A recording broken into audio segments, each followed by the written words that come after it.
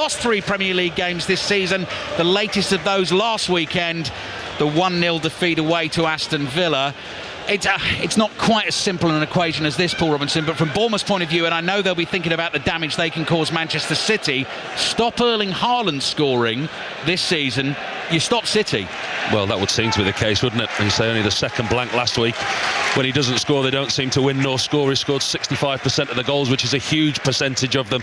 But I think the thing around Manchester City, yes, we've discussed their inconsistency. Win today, they're 6 points behind Arsenal with 28 games to go. Yeah, that is a really good point. And actually, if Bournemouth don't win this game, let's not forget Sunderland are at home to Everton tomorrow night. If they win that game and Bournemouth don't win here, Sunderland will be second in the Premier League table. Donnarumma comes out to punch the ball away early on for Manchester City. They're in the sky blue shirts with the white numbers on their backs. They're defending the goal in front of the North Stand away to our left-hand side, and Bournemouth are in the familiar red and black, thin black vertical stripes, mainly red body to the kit, black shorts, white numbers on those, black socks as well. Early throw-in for Manchester City as we welcome our listeners to the World Service across the globe to the Etihad Stadium. Manchester City against Bournemouth. Marcus Tavernier passes to his right-hand side. Brooks with pace, past Vardiol, crosses in, Krupi scored, he's offside.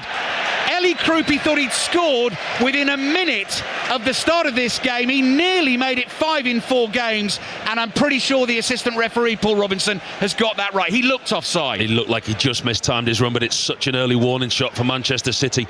Really good, quick turnover of play from Bournemouth. Quick, decisive passing. On the right-hand side, I think it's Brooks who goes past Guardiola like he's not there. Krupi's in the middle of the 6-yard box. He's looking at Brooks. He shouldn't really be offside, but he strayed 1 or 2 yards offside. Didn't take VAR long. But if Manchester City had any doubt about Bournemouth's attacking threat, within the first 2 minutes, they've just had a warning. So Manchester City start to play out from the back. The ball is swept away up towards the halfway line. Semenyo and Truffert getting each other's way for Bournemouth here, but they're buzzing around trying to win the ball back off Manchester City. Bernardo Silva is there, and then Ruben Dias has bumped into one of the Bournemouth players who's gone down. That's Krupi who's gone down. He's taken a whack in the chest. Manchester City were going to keep playing. It's not a head injury, and the referee's decided to stop the game. The referee's Anthony Taylor, by the way. I think the referee stopped that because he didn't see that. There was an incident off the ball. Ruben Dias just shoulder barges into Krupi. He wasn't looking. The referee had turned away because there was no danger to Manchester City's goal. And I think he just wanted the VAR to check what the contact was. We're back underway, but he's got to be careful there, Diaz. Oh, Donnarumma took a little time to get the ball away there, and Krupi was very close to taking it off his toe. Doku falls to the ground, keeps the ball for Manchester City. Nico O'Reilly's in at left back this afternoon, just digs a little pass, low one down the left hand side. Haaland sees an opportunity to race across and get there. He's just beaten to it. Oh, poor clearance, nearly falls at the feet of Haaland. Senesi's going to get a second go at this in the right back position for Bournemouth, and manages to get it away down the right hand touchline. Next break in play, I'll remind you of the two teams. We are almost 3 minutes in at the Etihad Stadium. Pep Guardiola and Doni Iraola, both dressed all in black, out on the edge of the pitch. Both coach very enterprising, entertaining teams, which is why we're hoping for exactly that as a Premier League game of football. Haaland's layoff here to Ryan Cherki, making only his second Premier League start of the season for Manchester City. Phil Foden rolls it to O'Reilly. Here's Doku in a central position, 40 yards from goal. Across it comes to the bearded Bernardo Silva. Wide it goes to Matheus Nunes.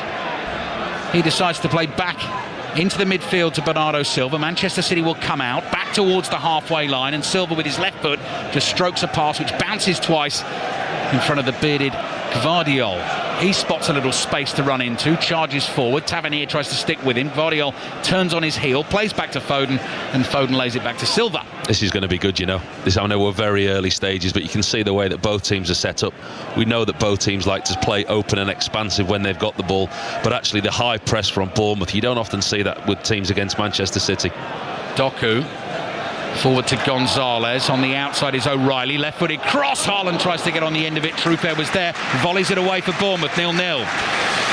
Full time at Hampden Park, the second Scottish League Cup semi-final this weekend. Gavin Wallace. And Celtic will play St Mirren. They've won this 3-1. Kenny, McGregor and Osmond scoring. Tavernier for Rangers and Asgard sent off, making it difficult. But Celtic progress and they win 3-1, Ali. So 3-1, Celtic against St Mirren, playing for the League Cup in the final on the 14th of December. This is Manchester City 0, Bournemouth 0.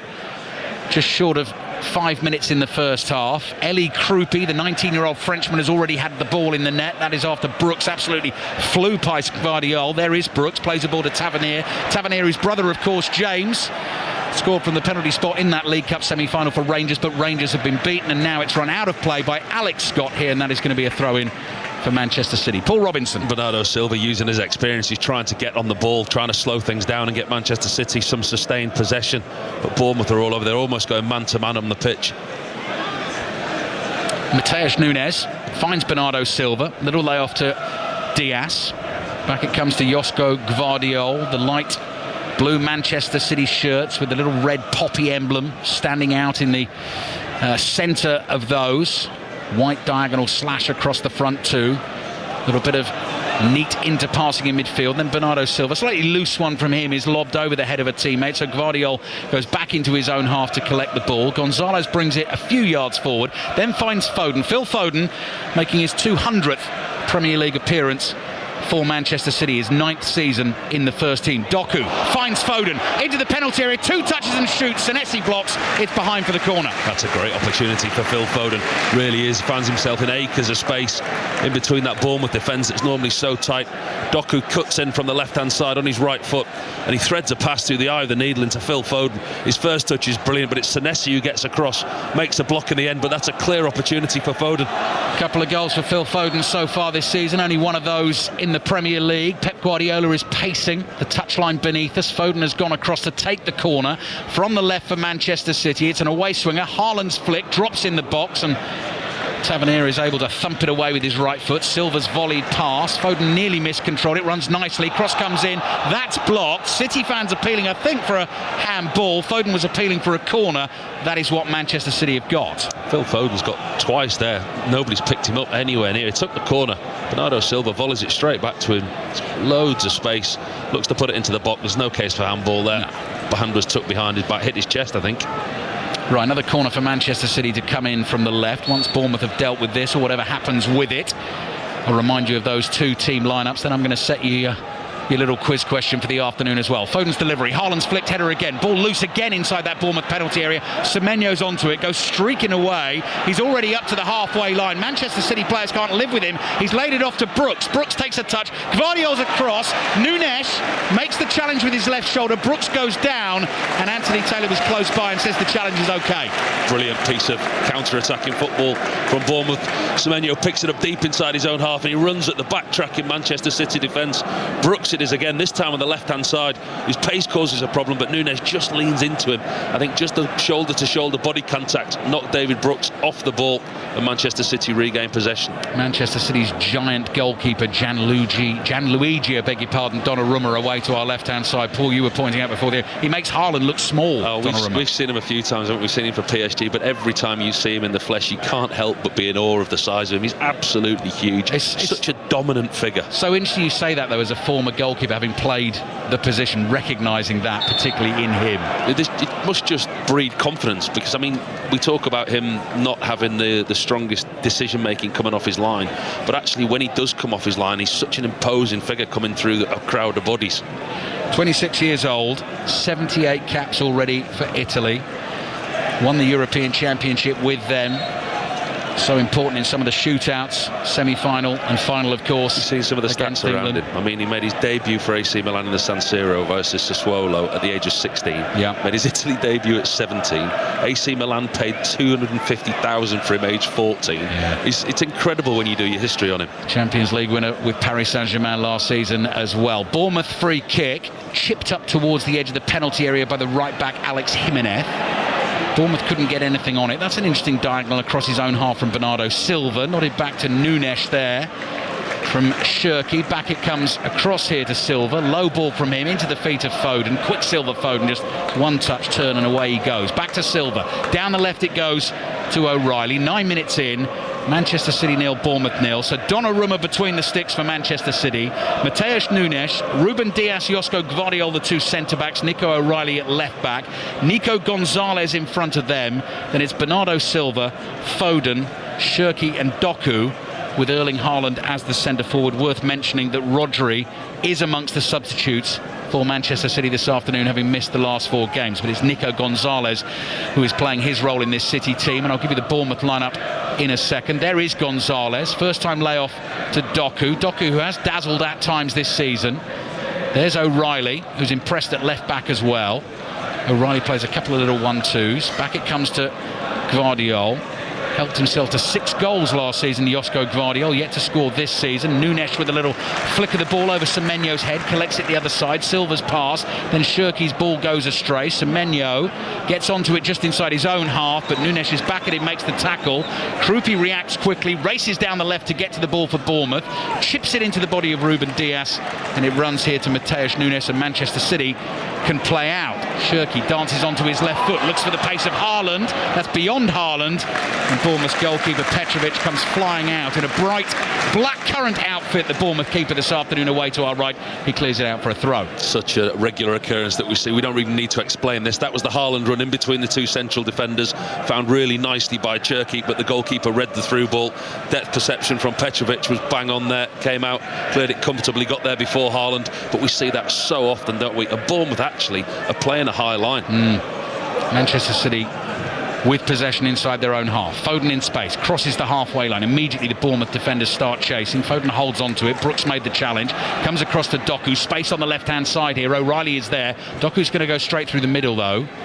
Little 1-2 with Shirky. Back it comes to Nico Gonzalez. Now Bernardo Silva teasing on the ball. Little scoop pass, trying to release Nunes down the right. That was blocked. High bouncing ball is hoisted up into the air by Truffert. Gonzalez charges forward to win the header. It eventually ends up at the feet of Doku. Doku fires a pass at Foden. He tried a little back heel flick. Then Haaland lurking. Far post, left-hand side. Inside the box. Right-footed shot. Bounces twice safely into the arms of Petrovic. No power in the strike from the Norwegian. Phil Foden's finding those little pockets of space, playing in that number 10 role. We quite often have discussions, don't we? What's Phil Foden's best position? Is he coming in off the right-hand side, off the left? But actually, when he's in that number 10 role, in and around Erling Haaland, he can drop in, find the spaces, and he's always seemingly available for a pass. West Ham 3, Newcastle 1. So West Ham still sitting in the bottom 3. Vital win for them. First one under Nuno. They move to 7 points. Nottingham Forest on 6. Wolves on 2. Who've sacked their manager today, Vitor Pereira. I know Robbie Savage and Chris Sutton want to hear from you on that on 6:06 tonight, which follows the commentary of this game. Bournemouth's lineup then is Petrovic in goal, Alex Jimenez on loan from AC Milan at right back, Truffert the Frenchman at left back, Diakite and Senesi the two centre backs, Alex Scott and Tyler Adams, we were discussing them before the game, in central midfield, Brooks, Tavernier and Semenyo, with Eli Krupi, the 19-year-old Frenchman signed from Lorient, as the centre forward. Evan Nielsen, on his way back from injury, is on the bench for Bournemouth. Truffert thought about going for an early cross from deep there, decided against it. Tyler Adams, the USA national team captain, on the ball, plays back to Diakite, who was carrying as I said, Paul and my team news today, a very fetching leather, sort of dark red leather satchel when he came onto the pitch with all his Bournemouth teammates ahead of the game. An over-the-shoulder red satchel, wasn't it? Yeah, seemed to be all the rage at the moment. I'm not so sure they'd have gone down well when I played. Would it not? Certain managers may have banned them, that type of thing, from the dressing room. You goalkeepers always have a little bag, though, don't you? You stick in the back of the net. You didn't go red leather satchel, though. Can't tell you what was in that goalkeeper's secret. Can you not? OK, Semenyo's throw down the left. Tavernier tries to get onto it. Gonzalez read it, clears with his right foot. Nunes volleys it away. It bounces behind Truffert. He turns into his own half, turns into trouble. Shirky takes the ball off him, looks for Haaland. Senesi has to get there for Bournemouth, slides in and does so, and gets the ball across to Diakite. 0-0. You don't see those anymore, do you, goalkeepers? I mean, we didn't even do it when we played. The old bags that they used to put in the back of the goal, because the pitches were that bad and muddy. They used to take spare pair of gloves and a towel. My memory, watching early 80s, of the likes of Ray Clements would have one of those and stick it in the back of the net. Here's Brooks on the right-hand side for Bournemouth. Finds Alex Scott. Scott passes back into his own half. It's across to Truffert. Truffert receives it from Semenyo, passes back to Senesi again. Manchester City players just creep towards Bournemouth, who passed the ball across to Truffert on the left. Here's Semenyo. 6 goals already for him so far this season. Bournemouth have lost it. Diaz clears with his right foot. Haaland won't get anywhere near that, so Senesi is able to turn, get on the ball inside his own half. So your Manchester City quiz question for all the listeners this afternoon. I'll give you the answer, say 10 minutes before the end of the game, so you can have a think about this while you're listening to the commentary. Hang on, I know this question. They need a bit longer than that. You think? You want to give the duration of a game? Oh, well, to be fair, there is Google and AI now. No, we can't let them do that.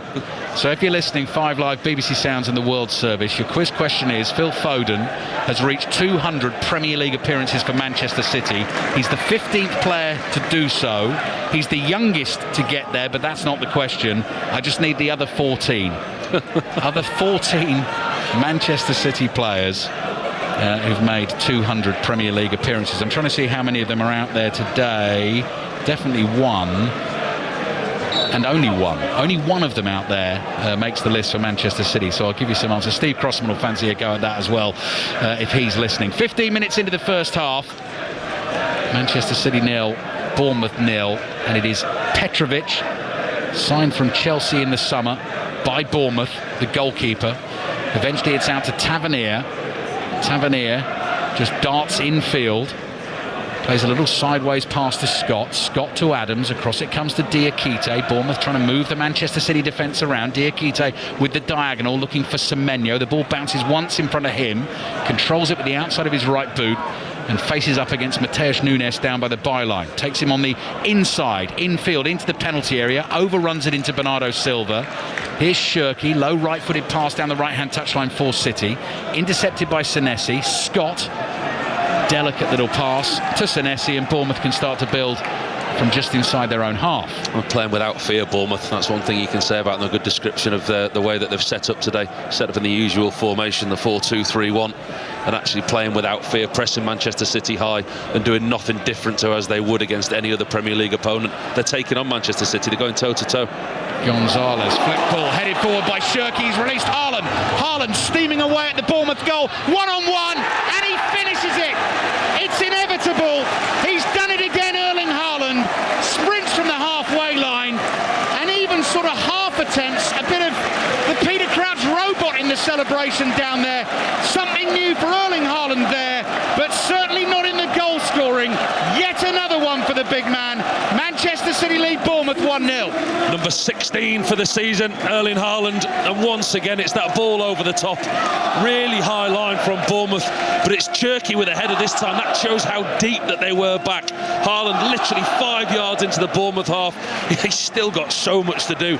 Takes him 2 or 3 touches to get to the edge of the box. Truffert actually gets to him, but what Haaland does really well is he runs across Adrien Truffert, the defender, so he knows that he can't touch him.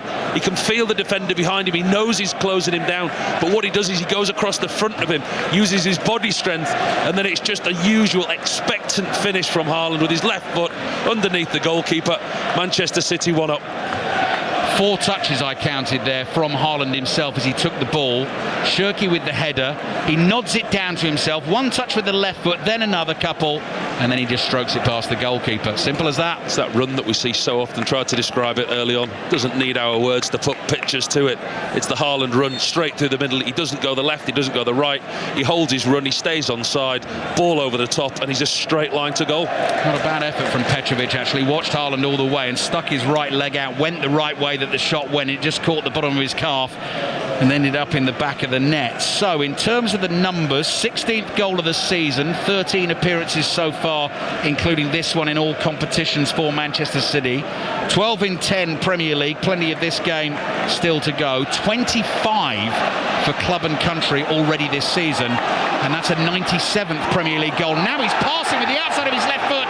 O'Reilly goes down, and the Manchester City players not only appealing for a free kick there, but if they were to get the free kick, I think Alex Jimenez would be sent off, because O'Reilly was trying to get onto a ball and he would have been claimed through on goal. Referee Anthony Taylor, he just brought his hands together to see that clashing movement, saying that there's an unintentional coming together between the two players, but the ball's gone out to play now, so VAR will look. You can hear the boos in the stadium. Pep Guardiola's gone down beneath us to the 4th official. Throw-in taken very quickly. No word of a VAR check. No, game is back underway. Pep Guardiola has completed his conversation with the fourth official. Manchester City leading Bournemouth 1-0. Erling Haaland the scorer. Yes, 97th Premier League goal. Hang on a second, he might be at it again. Doku running with the ball, getting away from the trailing Bournemouth defenders. Plays to his right to Shirky. Haaland is lurking. Your eye's just drawn to him. Fascinating as well to watch as he started that run. The entire stadium, apart from the Bournemouth fans, just getting to their feet with him, knowing exactly what was about to happen. It's the run that we see so often, though, isn't it? That's what he's good at. People say he doesn't get involved in the game, but he just knows when to time his run. He doesn't do anything clever with his run. He stays on side. That's the most clever thing he does with his run. He stays on side, times his run, and then at the end of the run, 9 times out of 10, the ball's in the back of the net. 97 Premier League goals in 107 Premier League appearances. Quickest to 100 prior, Alan Shearer, 100 in 124. Erling Haaland is almost certainly going to beat that unless he goes on a ridiculous drought. What about his international record? He's got more goals than caps. Yeah, I know. It's phenomenal. I know. Women's World Cup final in the cricket. South Africa chasing a massive Indian total. There's been another wicket, Ellie Oldroyd. Yes, Navi Mumbai has come to life again. They'd gone very quiet, but 114 for 3 South Africa now, with the dismissal of Suno Lees, who put on 50 for that third wicket, with Laura Wolfart caught and bowled by Shefali Verma, top scorer in the Indian innings, but a brilliant catch from her in her first over, out for 25. So Marizanne Kapp has joined Laura Wolfart in the middle. If these two can put on another partnership, then it gets interesting, but South Africa don't have the batting depth that India had. Still going well, Laura Wolfart, though, 61 not out for the South African captain, 114 for 3 in the 21st over. Commentary of that World Cup final continues over on Radio 5 Sports Extra. Bournemouth have managed to deal with Doku for now. They've cleared the ball for a Manchester City throw. City leading 1-0. If they win this game, it takes them to 19 points, 6 points behind Arsenal. Next Premier League game for them is here against Liverpool, kicking off at 4:30 next Sunday. You'll hear it in full on 5 Live, BBC Sounds and the World Service. Gvardiol inside the Bournemouth half. Every outfield player is inside that Bournemouth half away to our right. Manchester City are in control at the moment, Paul Robinson. They're having a good spell, Manchester City. They've gone on from the goal and started to put their foot down and dominate possession and dominate territory as well, spending a lot of time in the Bournemouth half. Looking dangerous, loose touch from Doku, tackle, but the ball spins away to the right to Bernardo Silva. Couple of touches with that left foot, then a delicate little back heel to Nunes. Played to Doku from a standing start, still dangerous. This time he just rolls it back to Diaz. Diaz side foots a pass to Nunes with pace into Doku. Wonderful first touch just inside the penalty area. Immediately had that ball under his spell. Decided to turn away from goal, and Manchester City opt for a bit of patience. Foden's little 1-2 with Nico Gonzalez. 30 yards from goal. Shirky to Silva. Lays it off to Doku. Looking for the 1-2. Silva chases. Petrovic off his line and gets there. Manchester City in sparkling form here. Yeah, very good interchange of passing. Quick, precise, decisive passing in and around the edge of the box. It's Manchester City when they're at their fluid best. We've quite often seen them at times this season when it hasn't quite clicked and things haven't quite worked, but when they're in and around the edge of the box there, Cherky, Silva, Foden, the quick 1-2s, the movement, they look sharp today, Manchester City. Yeah, Manchester City looking on it midway through the first half, leading Bournemouth 1-0. Sunderland, Everton tomorrow night in the Premier League. And then we're into the Champions League football, Europa League, Europa Conference League as well. 4 Champions League commentaries on the way for you next week, starting with the 5:45 kickoff on Tuesday night in Prague. Arsenal away to Slavia Prague, 8 o'clock on Tuesday night.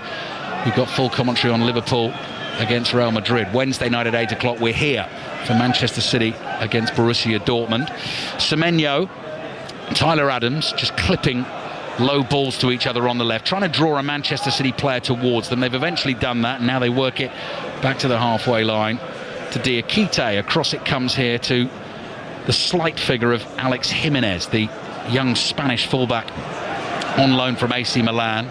David Brooks goes dancing across the Manchester City half, and the ball finds its way to Semenyo. Truffert on the outside, makes the run, tries to get the cross in, wins Bournemouth a corner. Manchester City 1, Bournemouth 0. Better from Bournemouth. Just a controlled spell of possession.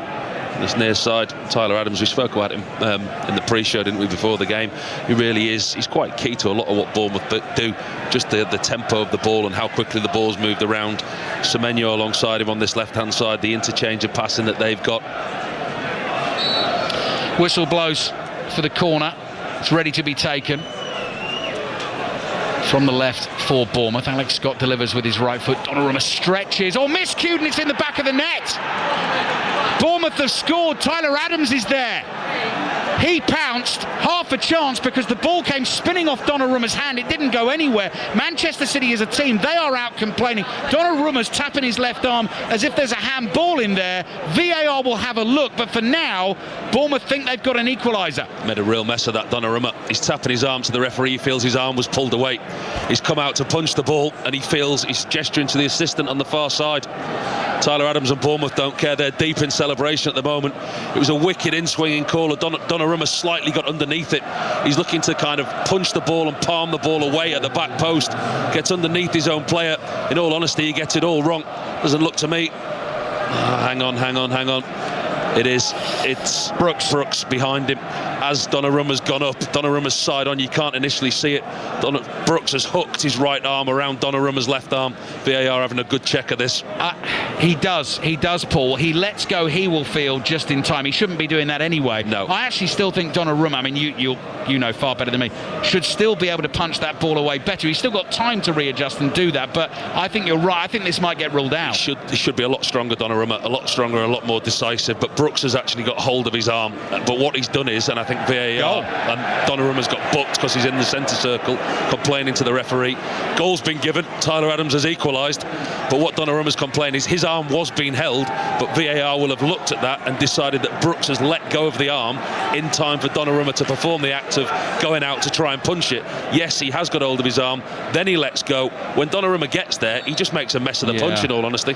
Donnarumma may argue that the tug on his left arm sort of pulled him off balance, but he's, as we were just saying, he's a massive man, Donnarumma. He could shake Brooks off, and Brooks cleverly, from his point of view, let go just in time. And Tyler Adams has his first goal for Bournemouth, his first goal for the club. Manchester City 1, Bournemouth 1. Have a look for yourselves tonight. Match of the day, BBC 1 at 10:30, and you can see what you think about the decision to allow that goal to stand. I'd want that as a goalkeeper. I'd be complaining because, one, I knew that I'd missed the punch. Actually, there was an infringement in the build-up to the reason why I missed the punch. The technique was poor. It wasn't a great punch from Donnarumma, but there was a foul, there was an infringement. For VAR not to interject, this will split opinions on Match of the Day tonight. Yeah. There'll be goalkeepers screaming at the telly going, well, it's a foul. It's a foul before he's gone to try and punch it. Everyone else will be going, well, let go. He's let go of him. He should be big and strong enough to get through the crowd and punch it.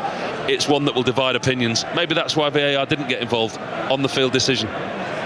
Another good one for 6:06 tonight as well. Jimenez with the free kick for Bournemouth here into the edge of the penalty area. Flags up. There's a foul in there. Manchester City will get a free kick.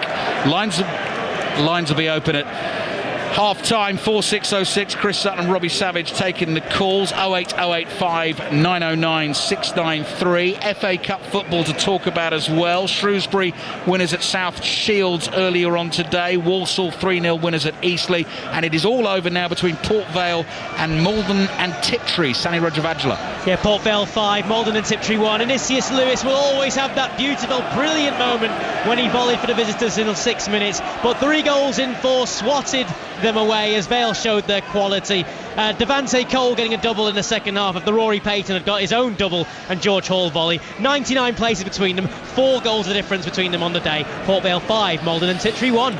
Gainsborough Trinity against Accrington kicks off at 5:15. Bernardo Silva tackled on the edge of the Bournemouth box. Doku's dancing feet finds Silva, stretches out a left leg. Foden nips in to win a tackle inside the Bournemouth box still, getting very congested in there. Doku dangerous again, little cutback, finds Shirky, pokes it towards goal, might run to Bernardo Silva. Silva is forced away from goal to his left-hand side, turns, looks to get the cross in, that's handball maybe.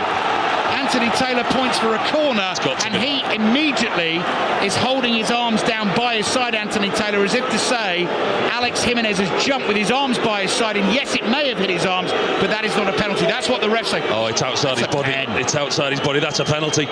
Bernardo Silva, he turns his back on the ball unless it's hit his knee and then up onto his arm. First glance there, immediately a penalty. There's big decisions on the pitch that Anthony Taylor hasn't given today. There's 2 or 3 occasions where the referees just let VAR be his comfort blanket, if you like. That's another big decision that he shied away for on the field of play. Good spot though. Jimenez jumps, the ball glances off his left knee. Both his arms, I would say, actually are away from his body, and VAR happy. It's that touch on the knee then, is it? They're still checking. He's not allowing him to take the corner kick. He's in deep conversation with Bernardo Silva and David Brooks. Conversations going on, maybe he's explaining. Paul Tierney is the video assistant referee. He's the one watching the images at Stockley Park. We keep our eyes on the action here at the Etihad Stadium. No penalty. No penalty. No penalty. But again, he's not given a decision on the pitch, in my opinion. I mean, he's... Corner comes into the penalty area. Drops down, it's just over the bar. Bournemouth at 6s and 7s. It's gone behind for another corner. Told you it'd be a cracker, didn't I? Yes, This is brilliant. Great out-swinging corner this time. Haaland gets his head on it. Should really do better. Bounces in the 6-yard box to Jeremy Doku. Hooked away by a Bournemouth defender for another corner. Manchester City 1, Bournemouth 1. Half an hour played in the first half. Foden's corner curling in. Punched away by Petrovic. Volleyed by Shirky. Here to Doku. Controls. Suddenly black and red shirts all around him. And Doku has committed the foul here on Brooks as Bournemouth tried to bring the ball away, and the Manchester City fans irate. Pep Guardiola's getting them going now. He turns and laughs. He laughs at the injustice of it all, or the way he perceives it, but then he wants to get the Manchester City fans involved and back in the team because he knows they've got a game on here. Yeah, and Guardiola's in the referees here because as that corner was swung in, he feels that he was fouled off the ball. Referee's got his hands full here. There's a lot going on. So Bournemouth have never won away to Manchester City in the club's history. Been meaning to go back to the Cricket at Women's World Cup final. There's another wicket has fallen there. Ellie Oldroyd. Yes, 124 for 4 South Africa now. That target 299, and Shefali Verma starred with the bat, now taken her second wicket with the ball. Marizanne caught behind for a duck. Laura Wolfhard is 65 there, not out still, but can she get her team over the line? 124 for 4 after 23. Commentary over on Sports Extra. Doku eventually tackled wide on the left for Manchester City.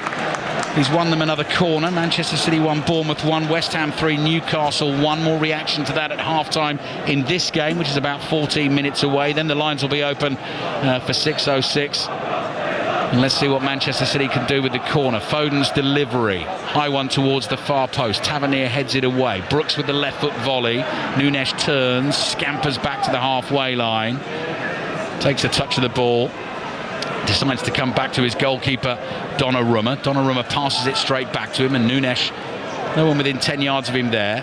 Plays it back here to Bernardo Silva, who's just walking and pointing and directing operations. Nice little ball through the lines from Gonzalez to Shirky. Now Nico O'Reilly, another tall man in this Manchester City team. Turns in the centre circle, to his right to Silva, back to Diaz. Across it comes to Gonzalez again. Gonzalez assesses his options. Straight ball to Foden. On to Shirky. Flicks it forward. Haaland's away again into the penalty area. Takes it round Petrovic and scores another goal. Erling Haaland has 2 in the game. 98 in the Premier League. He may even make the 100 today.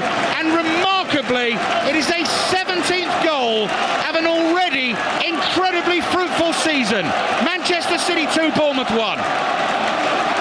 It's indefendable. It's the same run again, and once again it's Cherky that finds Haaland, and he runs across that defender that's trying to get back and cover him.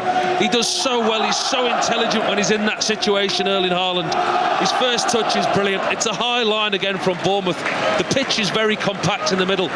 Quick 1-2. And it's actually Truffert on the near side, the left back who plays Haaland on side. The other back three of Bournemouth had moved up. He was offside if the Truffert wasn't in position. Lovely ball over the top from Cherky.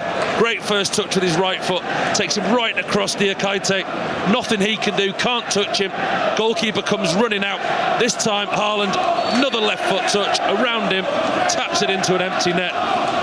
Just watching the slow motion replay, you've seen it all before. Erling Haaland in full flow, an absolute colossus. That blonde hair tied back, flowing long as he goes round the goalkeeper. The angle's tight. You knew he was never, ever going to miss. 17 goals this season. Manchester City 2, Bournemouth 1, and every game that Manchester City have scored in this season, he has scored in. They've only not scored twice, and those are 2 games they've both lost in the Premier League, to Tottenham here and Aston Villa away last weekend. I will not be surprised if Haaland gets himself a hat-trick. Doku through to O'Reilly, round Petrovic, can he finish? Oh, it's cleared off the line. Great defending, desperate defending at the back there. O'Reilly got it on target. Foden was lurking for a rebound as well, and it's Jimenez who's managed to get it away. Oh, unbelievable piece of defending from Jimenez.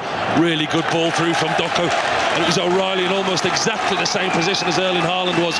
Puts the ball across the box, but somehow Jimenez, I think with a heel, gets it off the line. Pep Guardiola beneath us. He's going mad with the fans, isn't he? Yeah, wants more and more. Wants constant support from these Manchester City fans. Manchester City leading Bournemouth 2-1. They've given the ball away on the halfway line. Semenyo onto it for Bournemouth. Where's the next goal coming from then? Semenyo drops a shoulder, shoots from range, skiddy one, bounces once. Donnarumma makes the save. Immediately gets Manchester City on the attack. That lifts the fans. Foden going for a high, searching long ball to Haaland, doesn't get it right and hoofs it straight into the arms of Petrovic. But Pep Guardiola applauds with his hands above his head. He likes the idea. Him and Areola, they're an absolute pair together. Yeah. They're a joy to watch from up here. Those technical areas, I mean, what's the point? Both of them are nearly on the pitch. True fair for Bournemouth. Back it comes to the halfway line.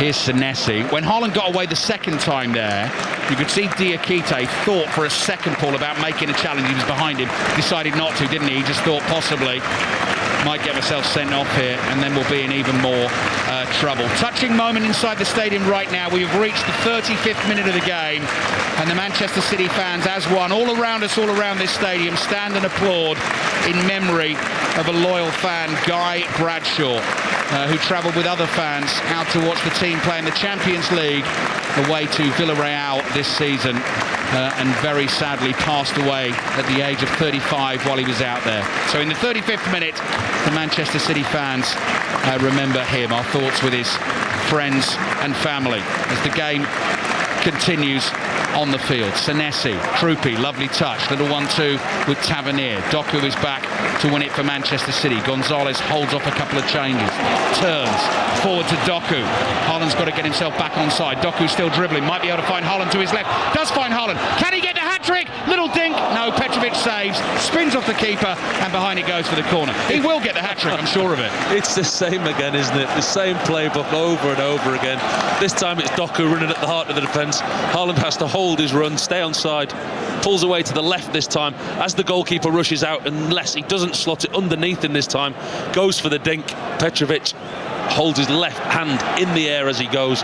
Different type of finish. Good save from the goalkeeper. Corner for Manchester City. 10 minutes left in the first half. 5 Live, BBC Sounds and the World Service. West Ham 3, Newcastle 1. This is City 2, Bournemouth 1. Silva's cross into the far post. Petrovic leaps and grabs the ball above his head with both hands. Bournemouth still very much in the game, but Manchester City, in terms of getting Haaland away 3 or 4 times now, 2 of them have already turned into goals, looking very, very dangerous indeed. I don't understand why Bournemouth are persisting with this high line, because it's an obviously high line, and the 2 central defenders, Diakite and Senesi, they're playing so far up the pitch, and every time Haaland just has to hold his run, and Manchester City are looking for it. The turnover of possession, they immediately look for that run of Haaland. Here's Tyler Adams for Bournemouth to Alex Scott, wide to the right to Brooks. Brooks prods it back to Scott. Scott passes back to the halfway line, points to Diakite and says, let's get this out to the left-hand side. Senesi in the inside left channel, bringing it forward, tries to go straight up the pitch to Semenyo. Intercepted, back it came to Senesi. Here's Trufer looking for an option, finds Semenyo. Semenyo is just shepherded away from goal by Diaz. Diaz continues to run with him towards the halfway line. Oh, Jimenez has lost it on the halfway line. Here's Bernardo Silva. Still plenty to do. Foden getting forward on his right. Silva stops for a second, twists and turns, keeps the ball. Little magician Bernardo Silva, so many of them in this team. O'Reilly now has it, and here's Silva again. O'Reilly bursts forward down the left. Brooks sticks with him. Silva keeps the ball, passes back here to Gvardiol. Interesting, that last opportunity for Haaland that he chose to go with a dink. Lovely layout from Haaland to Shirky. Good tackle by Diakite on Shirky. Now, once he went round the goalkeeper, the other one he slotted underneath. I think he was going through for a hat-trick of one-on-one different types of finishes. Yeah. Semenyo's down. Went for a 50-50 just short of the halfway line. Play's going to continue unless Bournemouth decide to put the ball out. Iraola suggests to Adrian Truferry's left back that's exactly what he should do, and Semenyo is holding the small of his back here, flat on his face, lying prostrate on the turf at the Etihad Stadium. Painful one. Ruben Diaz, no foul there. Ruben Diaz gets there first. I think his knee goes into his pelvis. Oh, it's not a nice one. Painful when you can see Semenyo, physio and the doctors are both on attending to him, but gives the managers an opportunity now to do that huddle like we see on the pitch, to get the team talk some more instructions, and Pep Guardiola's very animated. Yeah, big week for Manchester City, as it is for plenty of clubs in the Champions League. So this big game against Bournemouth, if they win it they go second. They'll be 6 points behind Arsenal. Then they're at home to Borussia Dortmund in the Champions League on Wednesday night. We'll be here for full commentary of that one, and then next Sunday we're here again, full commentary of Manchester City against Liverpool, then the international break, and then they're away to Newcastle, who I know were beaten today at West Ham, but playing them at St James's Park is another matter. So 3 really big Premier League games here, Paul. This one, Liverpool, Newcastle away for Manchester City. It's a tough run for Manchester City, isn't it? And obviously with the Champions League games sandwiched in between those as well. Pep Guardiola will be looking to get a result today, obviously, after the disappointment of last week away at Villa, the way that they played. I think he was disappointed with the obviously the result, but the performance as well. Got back on track midweek against Swansea. They're going 1 down, but that's what you would expect a Manchester City side to do. Interesting there, just in the break, Donnarumma's gone over to the referee, Anthony Taylor, once again, and he said, look, can I speak to you? He's pleaded his case, and Anthony Taylor, to his credit, he just said, yeah, OK, I'll explain to you what VAR has said, and he's kind of wandered back to the goal with his tail between his legs. Yeah, if you are just tuning in, that's to do with the Bournemouth goal scored by Tyler Adams. Manchester City went 1-0 up, and Adams scored after Donnarumma came to punch a corner. Just before the corner came in, David Brooks sort of linked arms with Donnarumma, then let go. Donnarumma went to try and punch the ball, miscued, slightly off balance. It fell to Adams and he scored the goal, and Donnarumma was booked in the aftermath for his protest. But VAR had a look and decided it was okay. Now Semenyo is in some pain here. He really is hobbling, and he's caught one, hasn't he? Right, as you say, it was just Diaz coming through to win the ball, and then the impact of the two bodies. But Diaz going forward, Semenyo turned his back and he's caught it right in the lower back. It's a horrible one. Knee right there, right at the small of your back. A really painful one. Game is back underway, so Bournemouth down to 10 men at the moment, with Semenyo still waiting to come on the field. Scott is tripped. He does a massive somersault inside his own half. Free kick for Bournemouth. 3.5 minutes left in the first half. Steve Crossman back with us at half time. Lines will be opening for 606 very soon. 08085 909 693. Celtic through to the League Cup final in Scotland. They beat Rangers 3-1 after extra time. Rangers playing a lot of that game with 10 men. Got it back to 1-1. But Celtic got the job done. They'll play St Mirren in the final. Here's Semenyo. Semenyo's right-footed ball makes its way out towards Brooks. Manchester City defenders backing off. Brooks comes gliding to his left. Little pass from Tavernier finds Brooks again. Adams picks up the running for Bournemouth. Forward to Tavernier. Ball sort of hit Tavernier. He turned it into a decent control.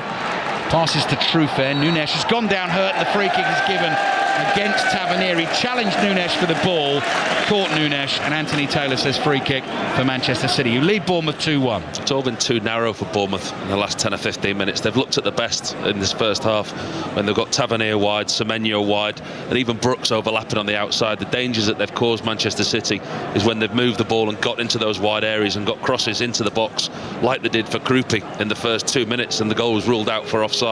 But that's when they've looked at the best, Bournemouth. So Celtic beating Rangers in the League Cup semi-final. West Ham 3, Newcastle 1. WSL today, all the games kicked off at 12 o'clock. Villa 3, Everton 3. Manchester United 3-2 winners at Brighton. That takes them up to 1 point behind Manchester City in second. 2 points behind the leaders Chelsea. Arsenal 4-1 winners at Leicester. And Spurs beat Liverpool 2-1. So Liverpool have lost all 6 games so far this season in the WSL. Highlights of all the action in the Women's Football Show, BBC One at 11:25, which follows Match the Day with Mark Chapman, Rob Green and Michael Carrick. That'll be an interesting studio tonight with the goalie in that studio. What just happened to Donnarumma? Exactly. Yeah. That chap, as I'm sure, will give Greeny some stick if he says that should be a foul. Yes. Popcorn at the ready, everyone. Tune in. Free kick, Manchester City. Donnarumma launches it downfield with his right foot. 2-goal Erling Haaland jumps, tries to flick the header on, doesn't get a contact. It's cleared high in the air, nodded forward by Nunes. Awkward control by Scott, but they've scrambled it back to Senesi, who dummies playing the ball forward and turns and comes back to his goalkeeper Petrovic, who's twice had that terrifying sight of a 6'5" bright blonde-haired Norwegian tearing at him with the ball at his feet. Did you see the social media clip of him dressed as the Joker Brilliant. this week for Halloween? He looked brilliant, that was scary. Really scary. Semenyo on the left-hand side, little drag back, passes to Trufer. It's just beyond Trufer inside the Manchester City area. Bernardo Silva gets it away, but only as far as Adams. Tavernier lays it back here to Scott. Scott turns back out to the left and finds Adams. Back to Scott with a 1-2. Adams down the line to Trufer, and Bournemouth eventually come back towards the halfway line, and Manchester City push them away from their goal. So 2 goals from Haaland sees Manchester City leading 2-1. There's a ball over the top. Krupi brings it down. The angle's really tight there. Decides against the shot. Plays it back to Trufer, just outside the area on the left. Cross comes in. O'Reilly volleys it away. Doku takes a gentle first touch with the instep of his left boot, then goes sprinting away to his left. Jimenez sticks with him, makes the tackle, and the ball goes out for a throw in to Manchester City. Better from Bournemouth. We talked about ball over the top, getting into the wide areas. Krupi really does look lively. He occupies the Manchester City central defenders, whether it's a run in behind or across the line. They can't take their eyes off him. 5 minutes of added time, end of the first half. Long throw from deep here up towards Haaland. He holds it up, lays it off, couldn't find Foden. Trufer knocks it back to his keeper Petrovic. One touch from him with Foden closing in. Out to Diakite on the right. Manchester City pressing here, and it's forced Bournemouth into the mistake because Scott has passed the ball out of play. I don't think either of the two managers will be disappointed with what they've seen in the first half. I think the team talk from Pep Guardiola will be more of the same with the intensity, because that's what they've looked their best at. As far as Bournemouth and Areola, it's maybe just a slightly deeper defensive line. Cut out the defensive mistakes. Somebody mark Haaland, stop him running through. But actually, when they've gone forward, the offensive press has worked.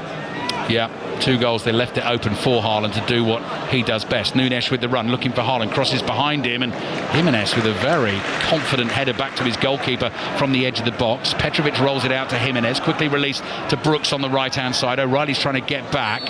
Jimenez was caught off the ball as the move was building up, and Foden is booked for the foul. The move stopped on the halfway line, but the foul was right in front of Anthony Taylor, and that would have been an option for a Bournemouth pass to keep that move going. That is why Phil Foden is getting booked. He just stopped a counter-attack, Phil Foden, very cleverly.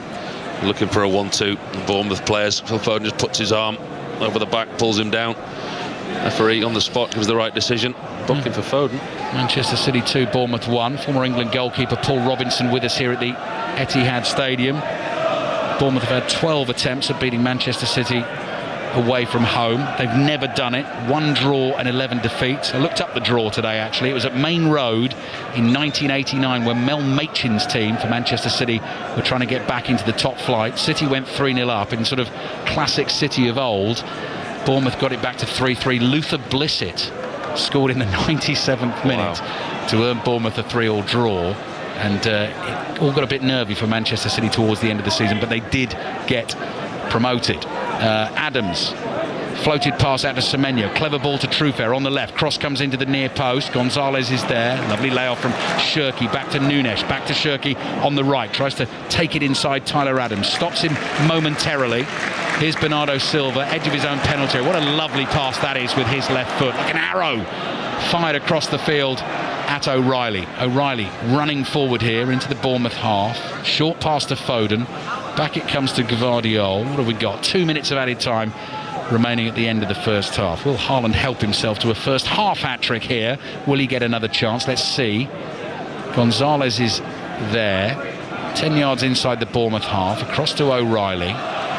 Wider to Doku. Doku against Jimenez. Man City fans excited about this little prospect here. Doku tries to turn with a little back heel. Jimenez done well there, makes the tackle, and it's out for the throw into City. He's provided Manchester City's only real width as Doku on that left-hand side, because when they've got Cherki on this right-hand side, every time that they get the ball or he gets the ball, he tends to track in field. It cramps things up a little bit.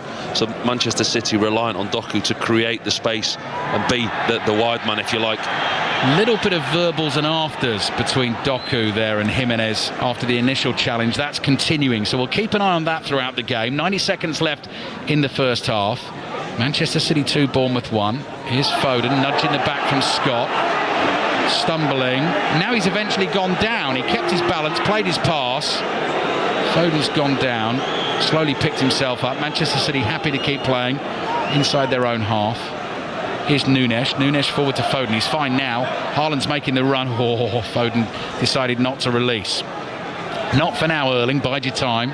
Here's Nunes. Foden again, just outside the Bournemouth area. On the right. Caught there, was he, by Semenyo? Yep. Free kick, Manchester City. Right at the end of the first half, and Foden's got another sore one, this one just below the knee. Manchester City not bothered about Foden, take the free kick quickly. They're not going to be allowed to do that. Paul. Dangerous area. Phil Foden's got caught a couple of times. He feels a little bit hard done to. That time he's just trying to turn away out of a tight space. Semenyo clatters him. No real reason to, actually, because Phil Foden was just looking to turn out, recycle the ball and keep the ball with the Manchester City central defenders. Actually, Semenyo's given a free kick away in a really dangerous position here. What is it, 6-7 yards outside the box on the angle? Made for a left footer. Well, exactly, made for a left footer. Haaland's on the hat-trick. You don't often see him hit these. Shirky and Foden, I mean, it's made for Foden, really, isn't it? If the left leg is in decent enough condition to try and whip this one around the wall. Ryan Shirky fancies it too. Foden's just tightening the old bootlaces, pulls the socks up to just beneath his knees. Shirky takes 3 very deliberate paces back. The whistle blows. It will be Shirky with his right foot round the wall, and Petrovic saw it from a long way, flying to his left, palms it behind for the corner. No time for the corner at the end of the first half. Manchester City lead Bournemouth 2-1. We said it would be entertaining. We said there'd be goals. There's a little bit of controversy too, because Manchester City feel that Bournemouth's equaliser shouldn't have stood, and of course Erling Haaland has another 2. We haven't seen the last of this. As you said before the game, we said it was going to be a cracker. There's been incident, there's been excitement, there's been goals, and I suspect there's more to come. The referee, I'm sure, will get a round rapture of boos as he comes off, because the Manchester City players and supporters feel hard done to at the goal that they conceded. They feel that he hasn't given them enough all afternoon. As you can hear, referee's making his way to the tunnel. Last Manchester City player off the field, inevitable, unstoppable, Erling Haaland. He scored both. Manchester City 2, Bournemouth 1. You know I can't resist a quiz question. You know I can't resist. Good, I've written down 10 answers. Just remind me of what the actual question was. So the question was, Phil Foden making his 200th Premier League appearance for Manchester City today. He becomes the 15th player to do so. So this is only Premier League football. It's not before then. So yes. All right, I've got 10, and then we'll see if the listeners can get the other 5, if indeed all of these are right. You're right, of course, Steve, yeah. Okay, you ready? Yep. Hart. Joe Hart is one of them, correct. Aguero. Correct. Company. Correct. Edison. Correct. Yaya Toure, correct. De Bruyne. Correct. Walker. Yes. D Silva. D Silva has the most. B Silva. B Silva, correct. Who's the only one out here playing today? Yep. Rascal Richard Dunn. Wow, that's a go. See, I think that's one of the difficult ones. So those are all correct, Steve. So how many is that? 10? I'm here all week. Right, have you two finished? The team's just coming out for the second half now. Yeah, I was going to say I could have asked a really pertinent question, but instead I did that. 85058 at 5 Live Sport. If you've got any of the others, there's 10 down, 5 to go. Paul, Ali, thank you for the time being. We'll be back for second half commentary. Manchester City 2, Bournemouth 1. Women's Cricket World Cup final. Let's check in there, Ellie. It's looking more and more like this is going to be India's day, Steve, because South Africa chasing 199 to win, or 149 for 5. And we're in the 30th over, and the latest wicket, Sonalo Jafta, pretty scratchy, and then just caught by Radha Yadav off the bowling of Deepti Sharma for 16. So Laura Wolfart still a solo effort from her. 74 runs so far for the South African captain. Remember, she scored 169 in the semi-final to beat England a few days ago, but it looks like she's going to be left on her own at this rate. 150 for 5, so South Africa need another 149 to win from 20 overs. In the FA Cup so far today, South Shields, Eastleigh, Malden and Tiptree have all been unable to cause a big shock. Gainsborough Trinity have the next opportunity, 7th in the Northern Premier League, so that's Tier 7. They've got Accrington Stanley of League 2, Naz Premji. Evening, Steve, from Northholme. 9 minutes gone. Gainsborough Trinity 0, Accrington Stanley 0. Northholme, of course, the oldest single-use football ground in the world.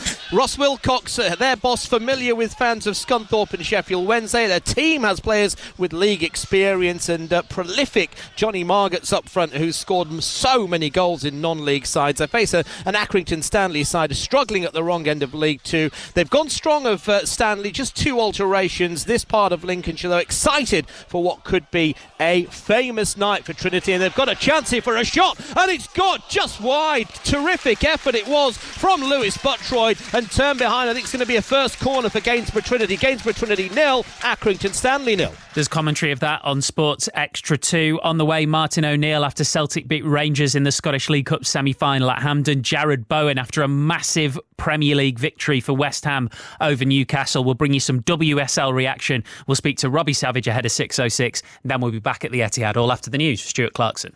The voice of the UK. This is BBC Radio 5 Live. Yeah, thanks, Steve. Good evening.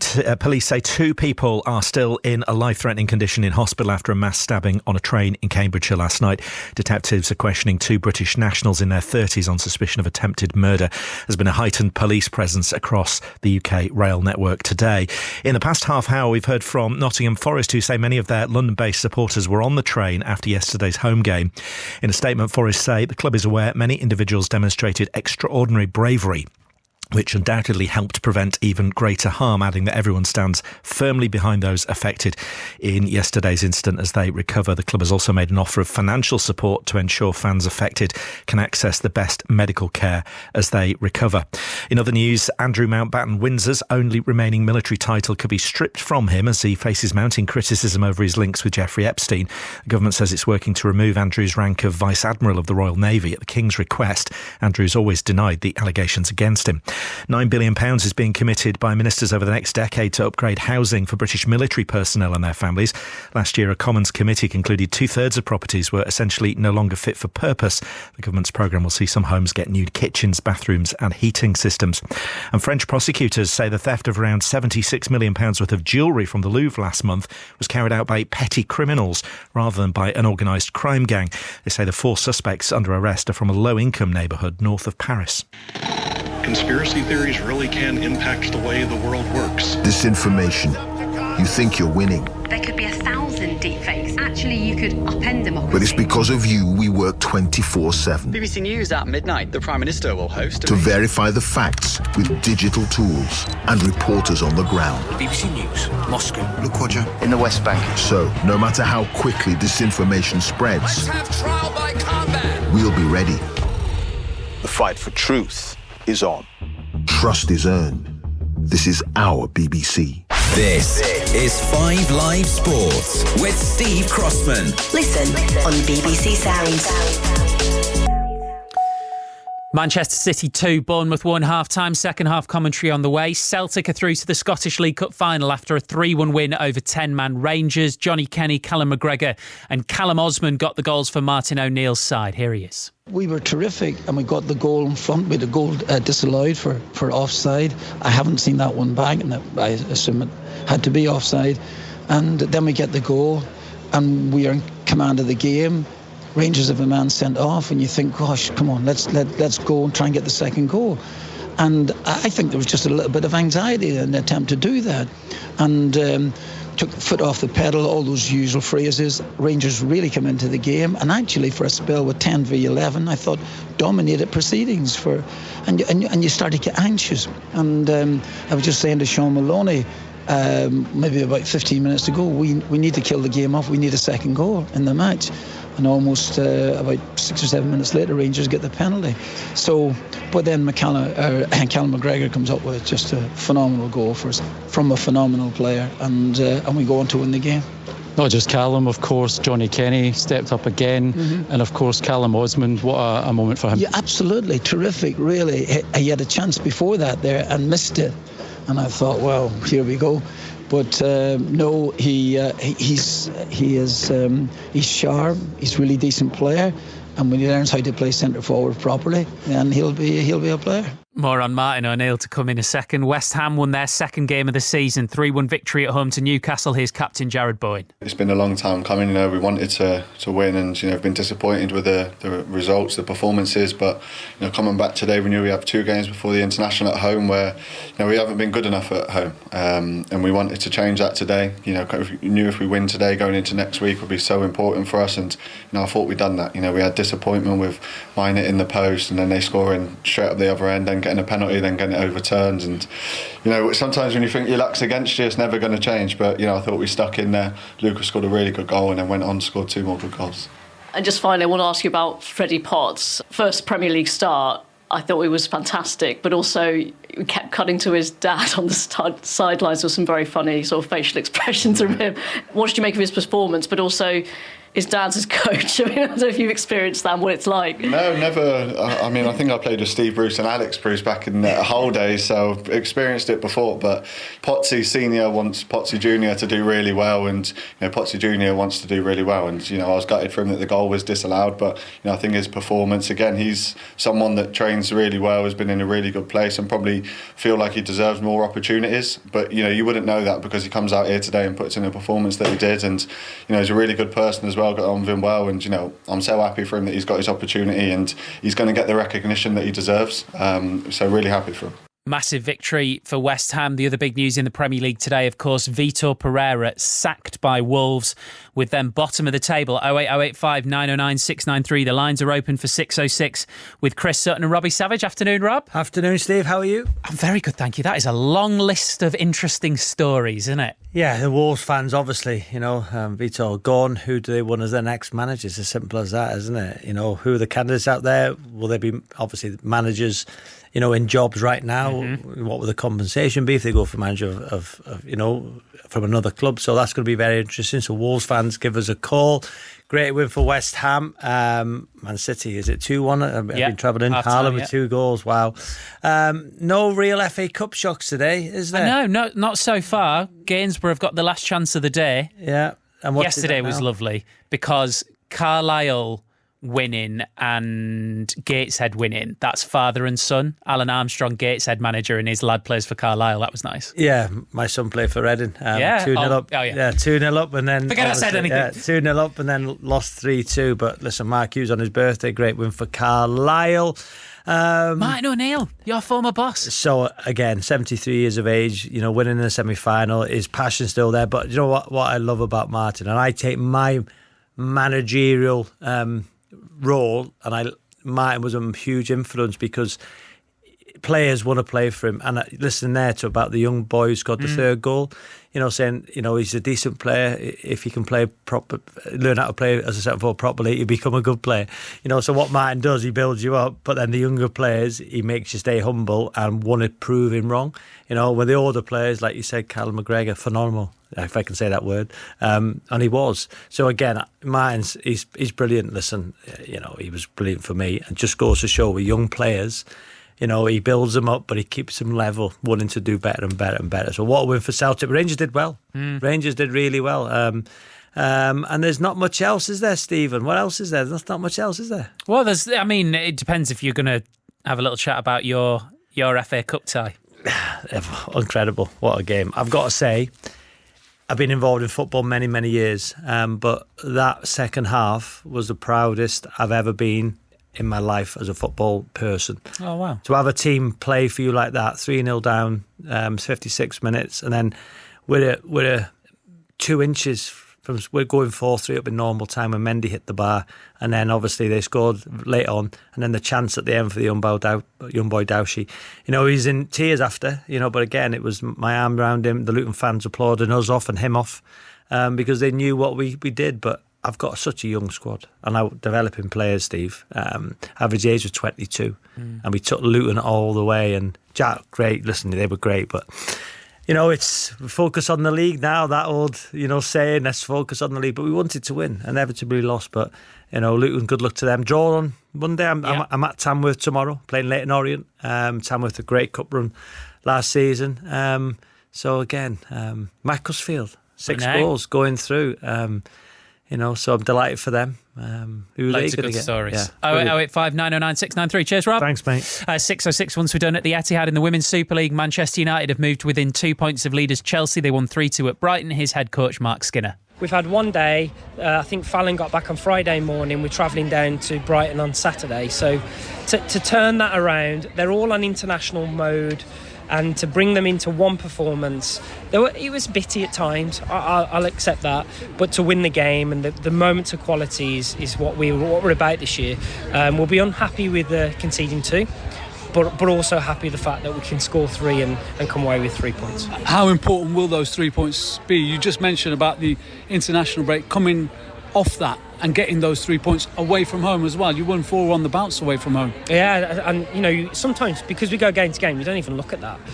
But it's a really good stat, and I think what it shows is to come to this far. It's a bit of a mission from Manchester, but to do that and produce what we've done today in moments, I think shows a lot about our group, and we have to win these games. Like Brighton are a good team, and we need to win these games to keep pace at the top. How important is to keep pace at the top? Because as we know, Chelsea, they're relentless, aren't they? Relentless, and and a lot of other teams are. But what I've seen today is how tight it is, and even if you drop your concentration or levels for a minute, Brighton we nearly let back in.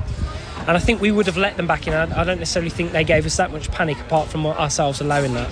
And so you've got to be on your mettle, on your money. And I think we have to focus going into the Villa game, because that's another one that can do that to you. Mark Skinner with Sohail Sahi. Other scores in the WSL today: Villa 3, Everton 3, Leicester 1, Arsenal 4 and Spurs 2, Liverpool 1. One tennis line for you. Yannick Sinner beat Felix Auger-Aliassime to win his first Paris Masters title. He also reclaims the world #1 ranking from rival Carlos Alcaraz. Right, 08085 909 693. Get your calls booked in for 606. That follows the second half at the Etihad. Manchester City 2, Bournemouth 1. Paul Robinson and Ali Bruce-Ball.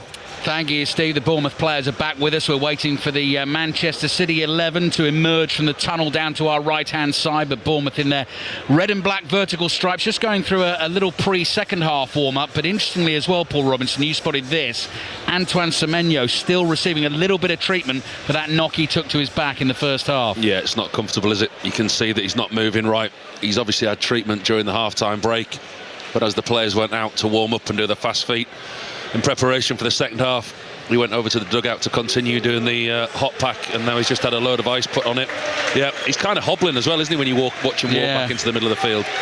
Bournemouth starting the night, second place in the Premier League table. As it stands, Manchester City going above them. If they win this game, they go second. And Bournemouth, of course, as I said in the first half, looking for a first ever away win at Manchester City in their history.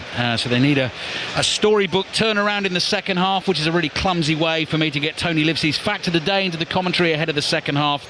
The quiz question I was asked on Tony Livesey's floodlit fact of the day early this week was which children's fictional book did Bournemouth feature in? I was given a choice of 3. I chose the wrong one. Apparently The Philosopher's Stone, Harry Potter and The Philosopher's Stone, Bournemouth feature in a newspaper report at some point in that book. So there is Tony Livesey's fact of the day. Tony on from either 10 or 10:30 weeknights on 5 Live and BBC Sound. Second half is underway. Manchester City in the sky blue shirts, the diagonal white sash across the front of the shirt, white shorts, light blue socks with dark blue tops, playing from left to right in the second half. Nico O'Reilly making a good dash down the left early on, but he's lost the ball. Brooks plays it forward here to Krupi. Brilliant skill. Flicked it up and turned the pass round the corner on the volley to find Brooks. Brooks has Bernardo Silva backing off. The pass is behind Tavernier. Can't find Krupi, but Brooks wins a free kick 35 yards out inside right channel. He was fouled as he played the pass. He's been very direct today, David Brooks.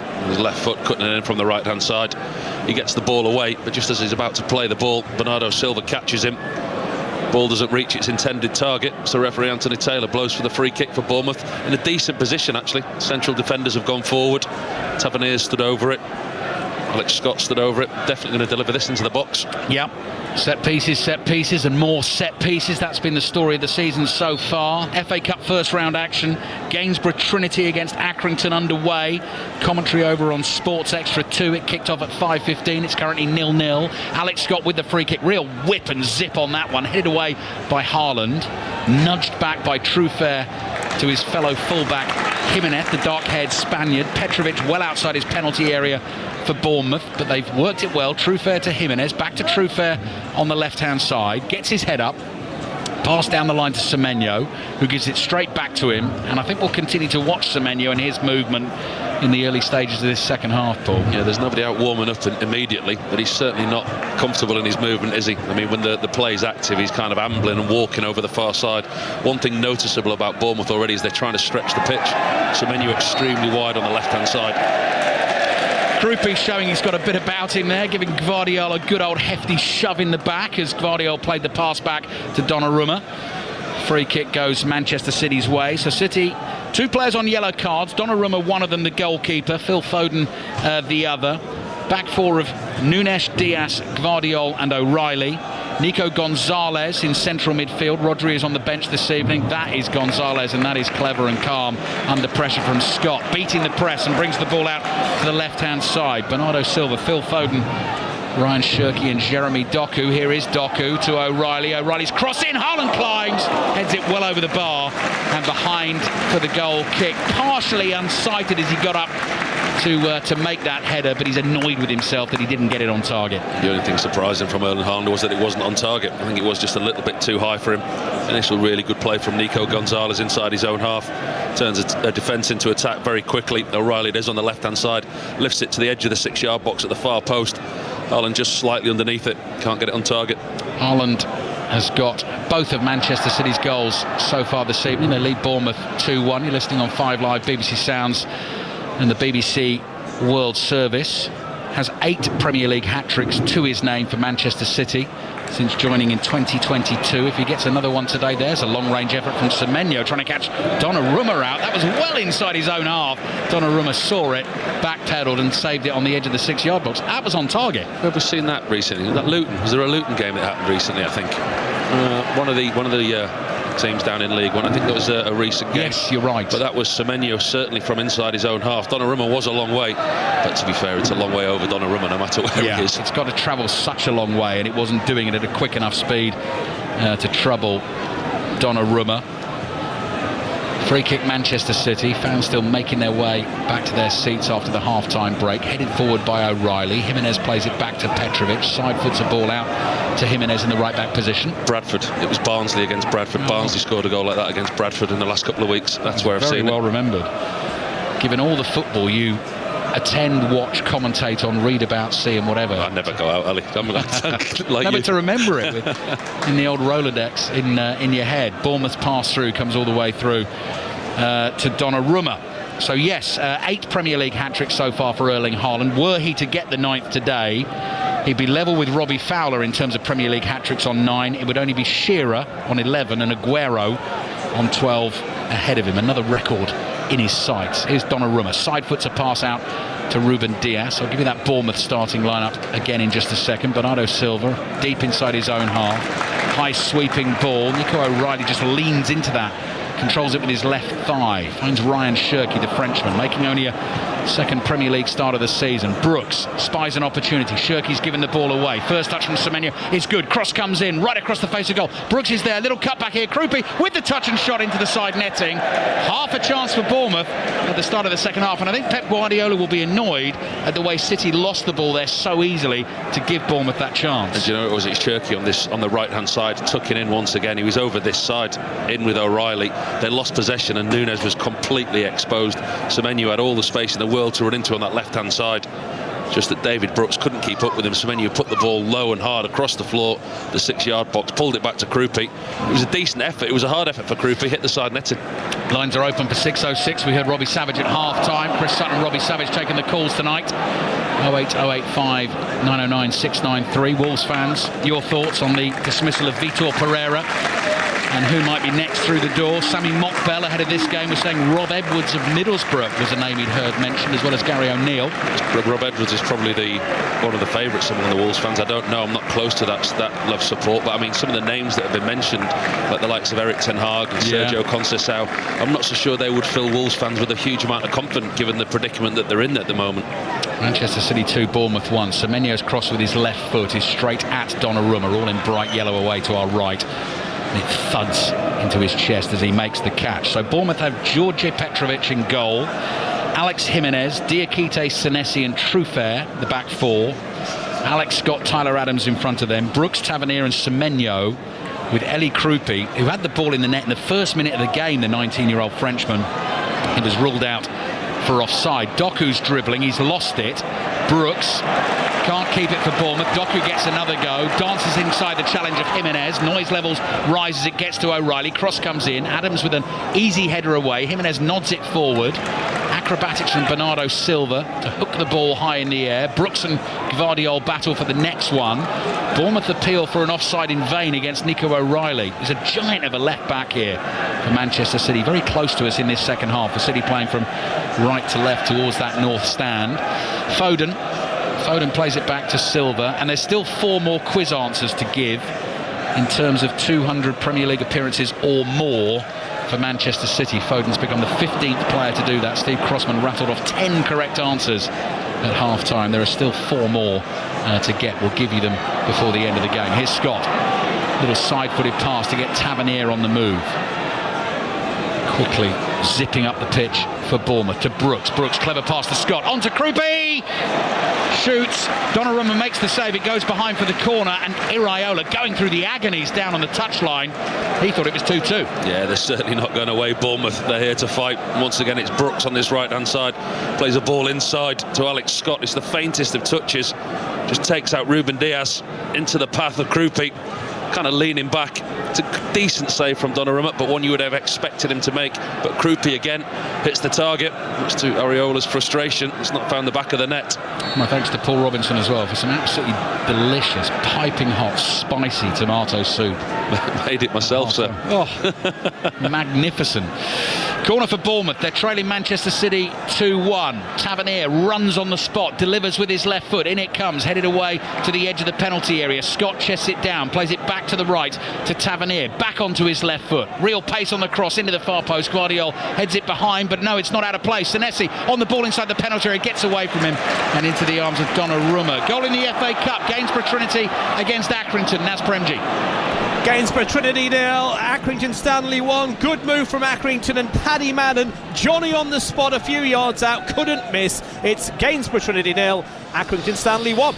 With Port Vale beating Malden and Tiptree 5-1 this afternoon. Walsall 3-0 winners at Eastleigh, and Shrewsbury 3-1 winners at South Shields. Ball over the top from Scott for Brooks to chase. It bounces once and into the arms of Donnarumma. Tamworth against Leyton Orient tomorrow night, and then the second round draw will be made ahead of that game. Monday Night Club, by the way, from 7 o'clock tomorrow night. Don't miss that, and if you do, always there is a podcast for you available to listen to via the BBC Sounds app. It'll be followed by an hour of 5 Live rugby at 9 o'clock. Shirky's run down the left looking for Holland at the near post, blocked by Senesi behind for a Manchester City corner. Paul Robinson. Looked lively, Shirky. Not sure we expected to see him necessarily in the starting 11 today. He's actually playing on that right hand side, second half, cutting in. He's looked lively, he's looked effective. I think the understanding that he seems to be gaining with Phil Foden and Silva. Foden definitely looks better in that number 10 role. Looks freer, doesn't he? Yeah, there's an England squad not too far away. I wonder whether Phil Foden might appear in that once again. Here he is taking the corner for Manchester City into the near post. Players down inside the penalty area. The ball hits Krupi, loops up in the air. Senesi nods it down. Scott chests it down and just crashes it away with his right foot and into the Manchester City half. And at 2-1, Manchester City are not comfortable. You can tell they're looking for that 2-goal cushion again. They know the threat that Bournemouth pose. We've got the threat on the counter-attack as well, Bournemouth. Yeah, for all Manchester City's current possession in Tavernier, Brooks, Semenyo and Krupi, they've got pace, and when the ball's turned over, they're also a threat. Little 1-2 between Shirky and Silva. Silva turns on the ball inside his own half. Forward to Nico Gonzalez. Gonzalez across the halfway line to Foden. Space is there for Josko Gvardiol. Low ball from him finds Doku. Doku immediately at top speed takes on Jimenez, who's quick himself as well. Blocks the run of Doku. Now Jimenez goes down. Anthony Anthony Taylor was going to let that go. Then he blows the whistle and gives the free kick to Bournemouth. He was going to let that go, Anthony Taylor, until he realised that Jeremy Doku was just making strides into the 18-yard box. I do actually think it was a foul on Jimenez. There was a coming together. Doku tried to get round Jimenez, who on our monitors he looks in a lot of pain, whether it's his knee or his ankle. The Bournemouth players are summoning the physio on. Doku does just catch him with his right foot, and then he falls on top of the Spanish defender. But then, as you say, Anthony Taylor was going to let that go, but then he looked where Doku was, and he was just about to accelerate freely into the 18-yard box. He's kneed him in the back of the calf, the left calf there. That is the untattooed calf I can see on the close-up of Alex Jimenez. I'm really enjoying the Doku-Jimenez battle, actually. It's been good, isn't it, in this game? It's been very good. Ariola's just watched it on the monitor down in the dugout, and he saw the incident together, and he didn't like the look of it. Immediately he's talking to his coaches, preparing a substitute. Looks in a lot of pain. Lines open for 606 08085 909 693 is the number to dial. So Robbie and Chris will take the calls through until 8 o'clock tonight. Then you've got half an hour of the Wayne Rooney Show. A couple of episodes come out every single week. You can listen to those via the BBC Sounds app. 8:30 you've got the Premier League Review hosted by Rick Edwards, when all the Premier League action will be discussed that's happened over the weekend. And if you're a fan of the NFL, which I am, on the long drive home to Salisbury this evening, Chiefs at the Bills from 9 o'clock on Sports Extra. I'm really looking forward to that. That is a good matchup. There's some coming up in the Bernabeu soon, isn't there? Is there? The NFL, I think, in the next couple of weeks. I went to see one at the Tottenham Hotspur Stadium recently, Paul. Impressive, isn't it? Yeah. And I think this is the first one at the Bernabeu.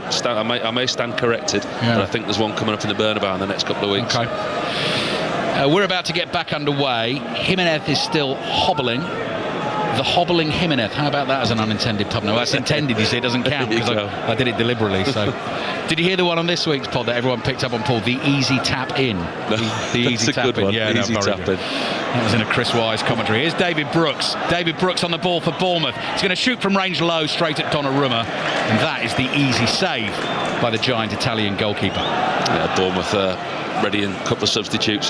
Jimenez is up. He's on the halfway line looking to come back on, but he's not moving too freely. Ariola's passing on some messages to him to take onto the field. Double change coming for Bournemouth. Evan Nielsen has missed the last couple of games with injury. He's getting ready to go. Justin Kluivert left out of the starting lineup today. He is also ready to come on to the field. Just over half an hour to play. Manchester City 2, Bournemouth 1. Two first-half goals from Erling Haaland, fairly similar in nature. The first one released from the halfway line. In fact, he ran from inside his own half. The ball was headed into his path, streaked forward and hit the shot past Petrovic. And the second one released from slightly closer to goal, but again took it round Petrovic and stuck it into the back of the net. Nico O'Reilly into the penalty area, shoots and scores!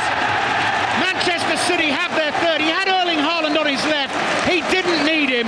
He picked his spot. He found the bottom corner. Manchester City 3, Bournemouth 1. That's all about himself. Finds time and space. He said the stature of him gets into the penalty box. Nobody in a Bournemouth shirt anywhere near him. Got Haaland to his side. Still young, only 20 years old, chooses to ignore that. You've got a goal scorer like Haaland next to you demanding the ball. He makes the right decision. Smashes the ball hard and low across Petrovic. Gets Manchester City's third. And we've got another Manchester City goal scorer on the score sheet. We do.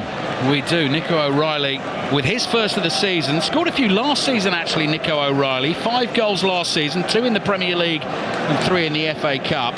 But just used Haaland almost as the decoy there. Hit it through the legs of the defender and away from Petrovic. It's actually a really good finish from one so young. Really clever finish. He attracts 4 defenders to him. Haaland's there. He's obviously going to attract a couple of defenders around him as well. O'Reilly just keeps going. The 4 Bournemouth defenders get nowhere near him. And it's a lovely strike with his left foot into the bottom left-hand corner. As it stands, Manchester City going second in the Premier League table. They'll move to 19 points. Liverpool will be on 18 goal difference plus 4. Bournemouth's goal difference will drop to plus 3 if they lose this game by 2 goals. So they will be behind Liverpool. But I'm going to repeat again, if Sunderland beat Everton tomorrow night, Sunderland would go to 20 points and they would be second in the Premier League table. And guess what? Sunderland against Arsenal next Saturday is a commentary on 5 Live and BBC Sounds. It kicks off at 5:30. We've got West Ham Burnley at 3 next Saturday as well, actually, which, given West Ham's win this afternoon, that's another massive game. Brooks is coming off, Kluivert's coming on, Jimenez is coming off, Lewis Cook is coming on, and the other change is Eli Krupi is coming off and Evan Nielsen is coming on. And I'm sure Iraola wanted to make those changes at 2-1. Obviously, they were getting ready to go. We're still in this. They are still in the game, of course. They Bournemouth will always have a couple of goals in them, but frustrating for him. They're now 2 behind in the game. Yeah, those substitutes were stripped and ready to go before that third goal went in. The only one that was added on was Lewis Cook, because Jimenez signalled to the bench that he couldn't continue. So there'll be no change in system, it doesn't look like. Wait to see where they're on. Lewis Cook slotted in at right back. Just under half an hour to play.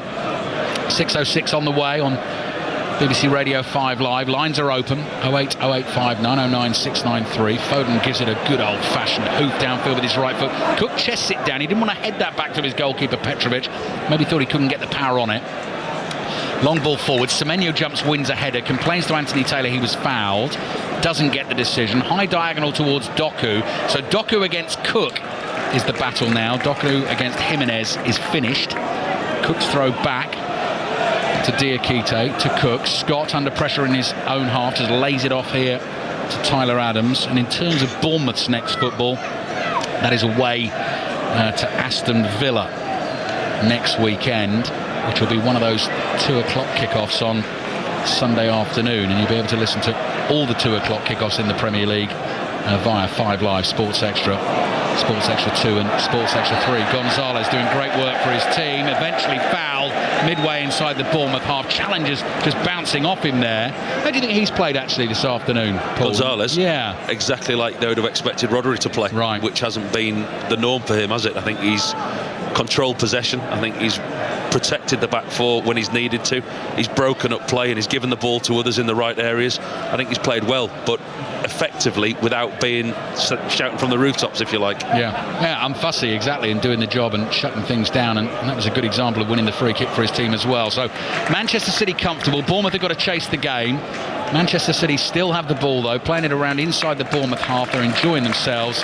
There is Rodri, just talking about him, gets the bright orange bib on, goes jogging down the touchline in front of us, and the Manchester City fans warmly applaud him. Going to be absolutely crucial to get him back fit in this team consistently if they're going to challenge Arsenal for the Premier League title this season. Well, Pep Guardiola's got a fit squad. When you look at the strength of this bench, Reinders, Stones, Ake, Mamouche, Rodri, Aït-Nouri, Savinho, Rico Lewis, every single one of those you would half expect to be on a starting 11. The squad and the bench is very, very strong. 19 minutes gone in the second half. Manchester City leading Bournemouth 3-1 now. Nico O'Reilly's second half goal, as well as Erling Haaland's 2 in the first half. The ball is played down the right. That's a lovely little layoff from Nunes to Foden. He's being dragged back and fouled. That's got to be a booking for Truffert. About 3 goes at that. Truffert got his man. Foden was still running. A shame because the move was building nicely, but free kick Manchester City, they don't care. They're leading 3-1. That position just allows Phil Foden to do that, drop as deep as he wants, pick the ball up, gets the wrong side of players. We talk about the lines, the defensive line and the midfield line. He tries to find spaces in between that if there's gaps or pockets of space, and that's what he's superb at doing, and his ball retention is excellent. Free kick is curled down the inside right channel. Nunes chases Truffert, who gave it away. The free kick went running back, nodded it back to his goalkeeper. Diakite to Scott. Bournemouth obviously have to score the next goal in this game if they're going to get anything out of it. They've only lost 1 game in the Premier League this season. That was on the opening night of the Premier League season away at Liverpool. Eventually lost it by 4-2. They're 3-1 down here. Here's Diakite. Sideways pass to his right to Cook. Manchester City suffocating Bournemouth here inside their own half. Diakite goes across his own penalty area to Senesi. Senesi runs away from Haaland, absolutely fizzes that ball into the feet of Truffert. Good move building up here. Kluivert turns inside the Manchester City half. Delicious pass with his right foot, brought down by Tavernier. Cook on the overlap on the outside. Tavernier's going to go it alone inside the penalty area. Then the back heel, not enough on it. All Doku's given it to Cook though. Cook's floated cross, edge of the box. Truffert brings it down, hits it with his left foot, totally mishits it down into the ground. Diaz heads it away, and Nunes in the right back position has a chance to hold on to the ball here, try and draw a foul, maybe win a throw. That's what he's done. throw in for Manchester City to lead 3-1. That would have been the perfect example of how to break through the high press. Wonderful piece of play by Bournemouth. They could have put a finish on the end of that. That would have been an early contender for goal of the season. It really would. Manchester City had pressed them. You thought there was no way out. Senesi played a brilliant ball that broke the lines into Scott, and then it went forward down the right-hand side. Nothing came of it, but a really good piece of play from Bournemouth. Foden on the ball again, enjoying himself this evening. Oh, Haaland might be released again. The ball bounces now. Defenders nearby this time. They've got between him and the goal. Haaland just holds on to it for now. Sees Cherki to his right. Now Foden lays it back. Cherki's curler wide of the post and behind for the Bournemouth goal kick. Notice they are deep for Bournemouth the second half. Well aware of Haaland's run and what he can do to them. That time the ball comes over the top. Yes, he holds himself onside, but immediately two central defenders in Bournemouth shirts drop. They don't try and press Haaland, they just drop and sit in a shape, immediately face him up. Good 1-2 from Cherki and Foden. Cherki that time just can't hit the target. Up against his former club, of course, Erling Haaland against Borussia Dortmund on Wednesday night in the Champions League. We'll be here. Commentary of the game on BBC Radio 5 Live. Tuesday night, mouth-watering Champions League game we've got for you, which is Liverpool against Real Madrid. Slavia Prague against Arsenal in full from 5:45 on Tuesday. Scott back into his own half to Senesi, cross to Truffert back to Kluivert. Kluivert deep for Bournemouth here. They're trailing Manchester City 3-1. Kluivert recycles the ball. Adams is onto it, almost on the centre spot here. Passes to his left ahead of Senesi. Must have scurry forward to keep it. Finds Semenyo. Semenyo's one touch to Truffert. Goes for the early cross, and Donnarumma has to come back to his goal line, leap, and just casually flick it over his own bar. It goes behind for the corner. He didn't want to take the risk, whether it was dropping underneath or trying to catch it, or maybe it would bounce off the bar and come back. He's decided to concede the corner. Yeah, not a nice one for a goalkeeper. Truffert on the left-hand side. Swings across, and there's nobody in a Bournemouth shirt in the 18-yard box. Donnarumma can't take the risk that that's dropping under his crossbar. Has to put it over and gives Bournemouth a set play over on that far side. Just over 20 minutes to play. Manchester City leading 3-1. Can Bournemouth score from the set piece? They can't beat Haaland at the near post. Leaps high, heads it away. Big cheers from the Manchester City fans. Scott and Truffert exchange passes. It's back to Lewis Cook. Cook goes for a ball over the top here. It's volleyed infield by Senesi. The offside flag is up. Referee's seen it, but he's happy for play to continue because Manchester City have the ball with Foden. Pass down the right for O'Reilly, who's over on the right-hand side. Then Cherki. Cherki does the little Zidane roulette spin, but loses the ball. He caught Diakite while he did it. Diakite's down hurt, but Bournemouth are going to keep playing. Evan Nielsen gets a touch. Back to Adams. Wide to Tavernier. Tackled by Bernardo Silva. The ball comes back to Adams again. Cross to Scott. Returns it to Adams. Here's Lewis Cook on the right-hand side. Lewis Cook back to Adams inside the Bournemouth half.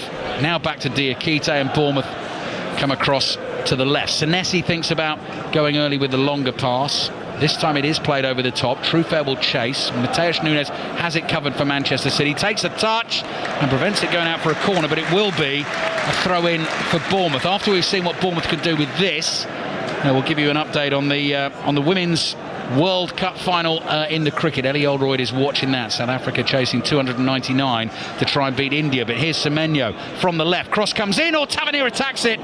Got a touch, I think, off his shin, and it's gone behind for the goal kick. So what is happening in the cricket, Ellie? Well, they have lost another wicket, South Africa, in that chase of 299 there. 209 for 6 now, and Annery Dirksen scored back-to-back sixes in her 35. Excellent partnership with Laura Wolfart, the captain, but she's just been bowled by Deepti Sharma. So this is looking pretty tense. Laura Wolfart is on the brink of a century. She's 99 not out, but can South Africa hold on, keep her company? 90 more needed in 63 balls, but only 4 wickets left. Thank you, Ellie. Commentary of that is on Sports Extra. Sounds like it could be a dramatic finish. Half-time in the FA Cup, the 5:15 kick-off. Gainsborough Trinity against Accrington Stanley. Naz Premji. Gainsborough Trinity 0, Accrington Stanley 1. Paddy Madden's goal just before the half-hour mark. A good flick on from Tyler Walton, and Padden couldn't miss from close range. Gainsborough have had their moments, Ali. This is far from over. 0-0 at the break, and Raheem Sterling, another one of your 200 club. Oh, well done. That is a correct answer. Raheem Sterling, we've only got 3 to get. 200 Premier League appearances for Manchester City. Evan Nielsen, little nudge there on Ruben Dias as he tried to get onto the ball over the top. Manchester City 3, Bournemouth 1. Couple of City subs getting ready to go. Savinho and Tijani Reinders both coming on for Manchester City. And you were spot on, Paul. We've just had a message, haven't we, from Graham Hunter about the game at the Bernabeu, the NFL. Dolphins Commanders at the Bernabeu, November the 16th. The Bernabeu will be some spectacle. The whole thing is if you've not been to the new version of the Bernabeu, it's unbelievable. It's like a basketball arena, the way they've got the screens around the top. What a base that will provide for a game like that. Donnarumma takes the free kick for Manchester City. A couple of defenders get up above Erling Haaland. The ball is at the feet of Bernardo Silva. Bernardo Silva also on that list, mentioned by Steve Crossman at half-time. One of 15 Manchester City players who've now made 200 plus Premier League appearances. Phil Foden joining the club today. So 3 more to get. That's just gave us Raheem Sterling. Here's Semenyo being chased by Nunes. Still going down to the corner flag on the left, runs out of room, runs out of space, and eventually the ball goes out for Manchester City throw. Ryan Christie will come on for Bournemouth as well. Some more changes coming, and we've got 18 minutes plus added time to play. Just looking now, Pep Guardiola passing on his final instructions. Doku is one that will come off for Savinho. That'll be a straight swap, and I suspect that Gonzalez will be the one that comes off in place for Reinders, but it's not. It's Cherki. There's a defensive change. Okay, Cherki coming off for Reinders. Unless Reinders goes a little bit further forward, which he can do. Play higher up, I suspect he might play alongside Gonzalez in a deeper role. Yeah, no, you're probably right, Paul. And I wonder whether we will see Rodri today or not. Whether we'll see him on Wednesday night against Borussia Dortmund, we'll have to see. So Scott off for Christie, Doku off for Savinho, and Tijani Reinders coming on for Ryan Cherki. He's played well today, Ryan Cherki. It's probably one of his better performances. I think he's looked really lively, he's looked sharp. Pep Guardiola waits at the edge of his technical area. Big high five, embrace, hug and standing ovation from the Manchester City fans for Cherki. Definitely more like it from him today.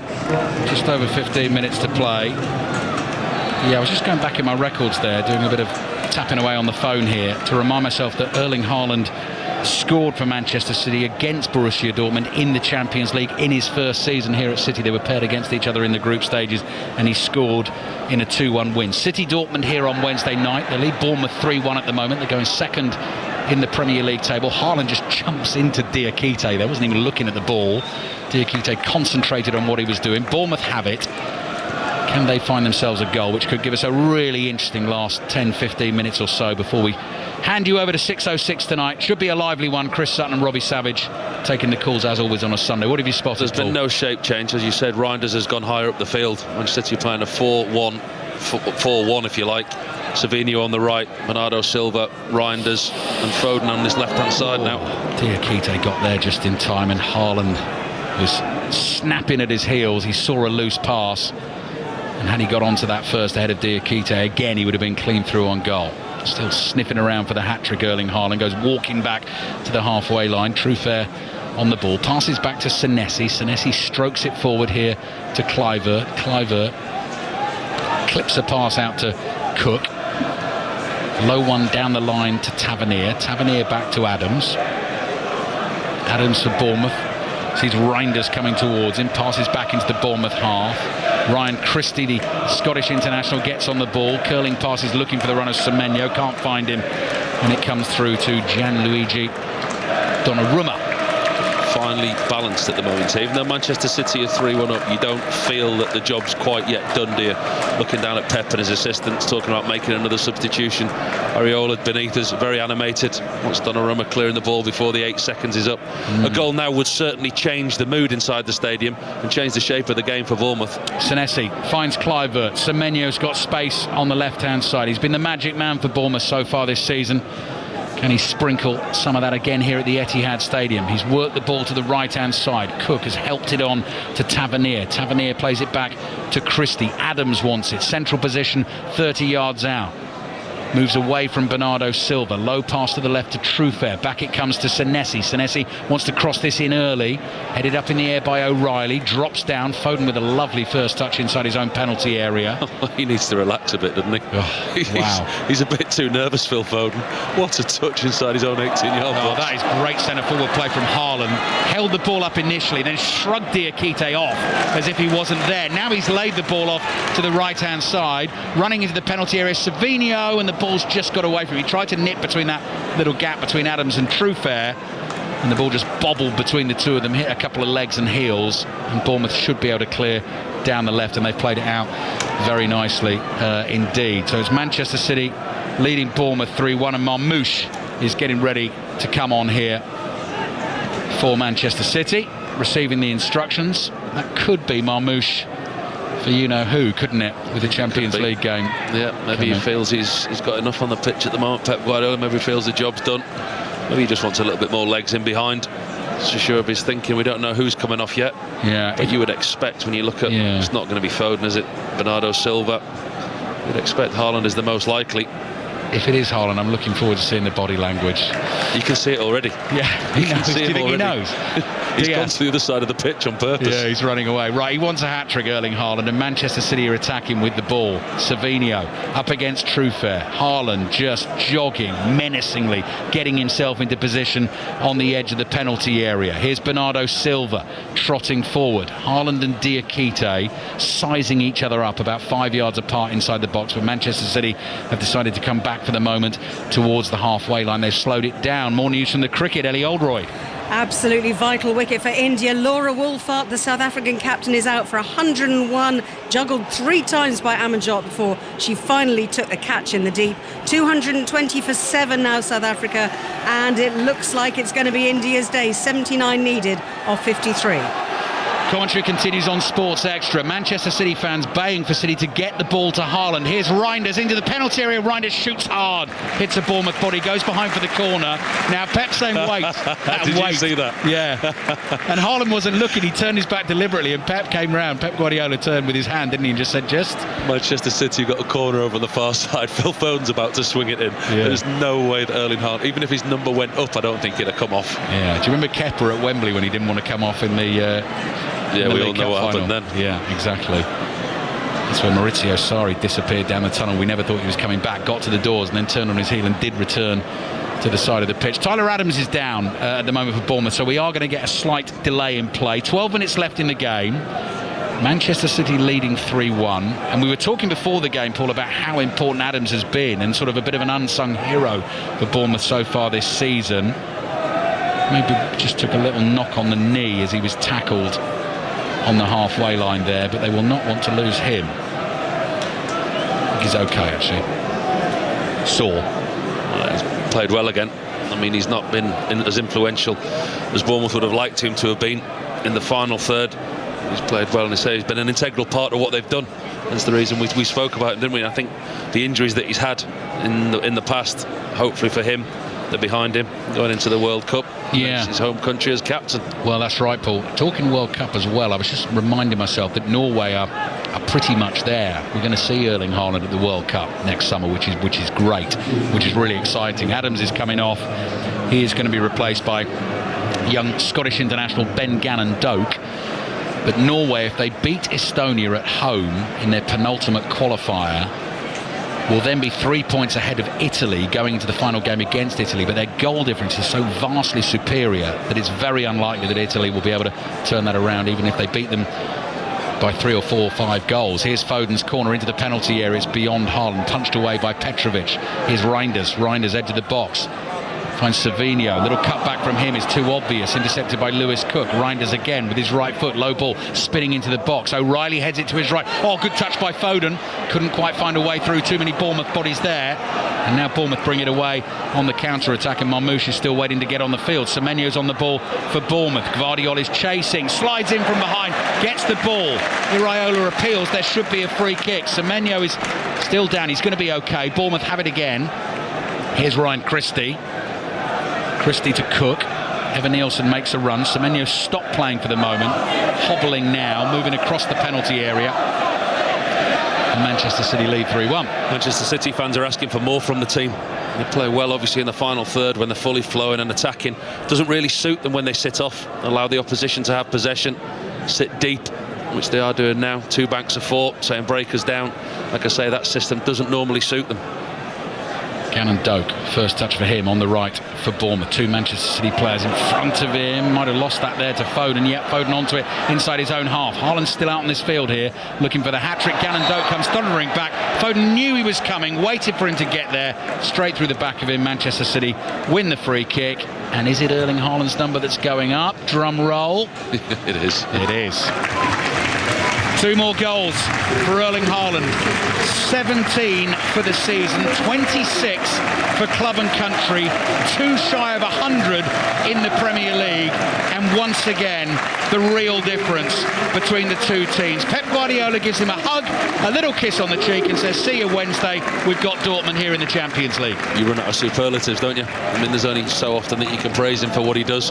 People may criticise him that he doesn't involve himself in the play enough, he doesn't do this, he doesn't do that. He scores a ridiculous amount of goals, and he's going to go on and break all kinds of records if he stays in the Premier League. Throw in for Bournemouth. Another wicket's gone down. The cricket, Ellie Oldroyd. Yes, 8 down for South Africa now, 221 for 8. They still need 78 more with 40 balls left. Deepti Sharma has taken 4 LBW. Chloe Tryon LBW, the last woman out, she was out for 9. At 221 for 8, South Africa chasing 299 to win. Looking like a famous win for India in the Women's World Cup. Commentary continues on Sports Extra. All the reaction in the Test Match Special podcast. First Ashes Test, which you'll be able to hear ball by ball on Sports Extra throughout the series. Early hours, Friday the 21st of November. Just making arrangements recently with pals for a breakfast watch-along at sort of 5:30 or something UK time. It's going to get started, I think something like 2:10 in the morning. But if you're a night owl, it's there for you. Test Match Special, and it will be absolutely great. 6:06 is on the way. Lines are open. Chris and Robbie are waiting to take the calls. Wolves fans talking about what's going on at their club, bottom of the Premier League. Vitor Pereira has been sacked. West Ham fans celebrating a win today. They beat Newcastle 3-1 in the Premier League. And Manchester City fans, I think they're going to be celebrating a Premier League win. They've lost the ball here. It's gone behind for a Bournemouth goal kick, but they are leading Bournemouth 3-1. I think a few people, that's affected their accas today when West Ham got a result this morning. I don't think anybody saw that coming. Another Newcastle defeat on the road. Disappointing for them. You know, to credit West Ham as well, because the stadium, when we watched earlier, wasn't it? There wasn't as many people there as I would have expected. Another protest, I think. Yeah, that's right, Paul. Newcastle currently 13th in the Premier League table after that defeat today on 12 points. Foul on Truefair. Free kick Bournemouth. 7.5 minutes plus added time to go. Seems a bit flat, doesn't it? It's gone a bit flat, whether Manchester City fans are just wanting to get it over the line and get it done. Pep Guardiola still animated on the touchline, praising his central defenders, praising Phil Foden, who's now on this left-hand side in front of him. He's not able to escape any work this afternoon because Pep's in his ear constantly. Make sure you tune in next week, 4:30 Sunday. We've got full commentary of Manchester City against Liverpool. It'll be here for you on 5 Live, BBC World Service if you're on the move, available via the BBC Sounds app. Match of the day tonight, BBC One at 10:30 for all the goals, and all the FA Cup goals as well, available via the iPlayer website and app. Last we heard, Accrington won up at Gainsborough Trinity in the first round tie that kicked off at 5:15 this evening. Here's Tavernier for Bournemouth across to Kluivert, 30 yards out in a central position, wide to Gannon Doak, lays it back to Lewis Cook, first time cross. That's a good ball, headed away by Gvardiol. Savinho nods it down. Marmouche can't get onto it. Truefair thought about the shot from distance there. Instead, played a short pass to his left to Semenyo. Back to Christie. Christie dribbling into the Manchester City penalty area. He's lost the ball. Nunes tries to play it down the right. Lucky deflection for Manchester City. Here's Marmouche. And Marmouche gets Savinho away down the right, and Manchester City players bombing forward. Maybe they want a fourth. Reinders is in there, Foden's in there, and Savinho has lost it to the first defender. Makes the wrong decision. Savinho gets so much space on that far side. All the Bournemouth players pushing on, desperate for that goal to try and get them back in the game. Turnover possession. Marmouche just helps the ball onto Savinho, running unchallenged into the Bournemouth half. He's got Foden. He's got Marmouche on the other side, who's made the ground up to get into the middle. Makes the wrong decision. He tries to take on the returning defender. Should have played it early. Manchester City 3, Bournemouth 1, 2 for Haaland, 1 for Nico O'Reilly. Bournemouth's goal scored by Tyler Adams, his first for the club in the first half. Donnarumma felt he was fouled from the corner. Truffaire's delivery from the left, headed away by O'Reilly for Manchester City. Chested down by Tavernier. Last 5 minutes of the game. Tavernier's left-footed pass. Across to Senesi, back to Tavernier, forward to Kluivert, takes it on the turn, covered by Reinders. Little give and go with Gannon Doak. Back it comes to Cook. Tavernier again, well played by Bournemouth. Out to the right it comes. Gannon Doak, little step over onto his left foot. Tavernier has the ball on his left foot, 25 yards out, across to Senesi, desperately trying to work an opening here. Manchester City closing it all down. Truffert gets the cross in with his right foot. Might drop to Evan Nielsen, jumps with two defenders. It drops, in fact, to Donnarumma, who should be delivering that, and then tries to clear with his right foot. Kluivert blocks it at close range. He's a yard away, and he gets booked. Yeah, Marmoush was away. Really good piece of goalkeeping by Donnarumma. Looked to release the ball with a sidewinder on the side volley. If it had connected, Marmoush was in, completely unmarked. Bournemouth having all the pressure at the moment, all the possession, deep inside Manchester City territory, but they're unable to break them down. Manchester City, as you say, just looking to close this game out. So your remaining three quiz answers. Players with 200 or more Premier League appearances for Manchester City. Some of you will be sitting at home, you'll have them all, I know.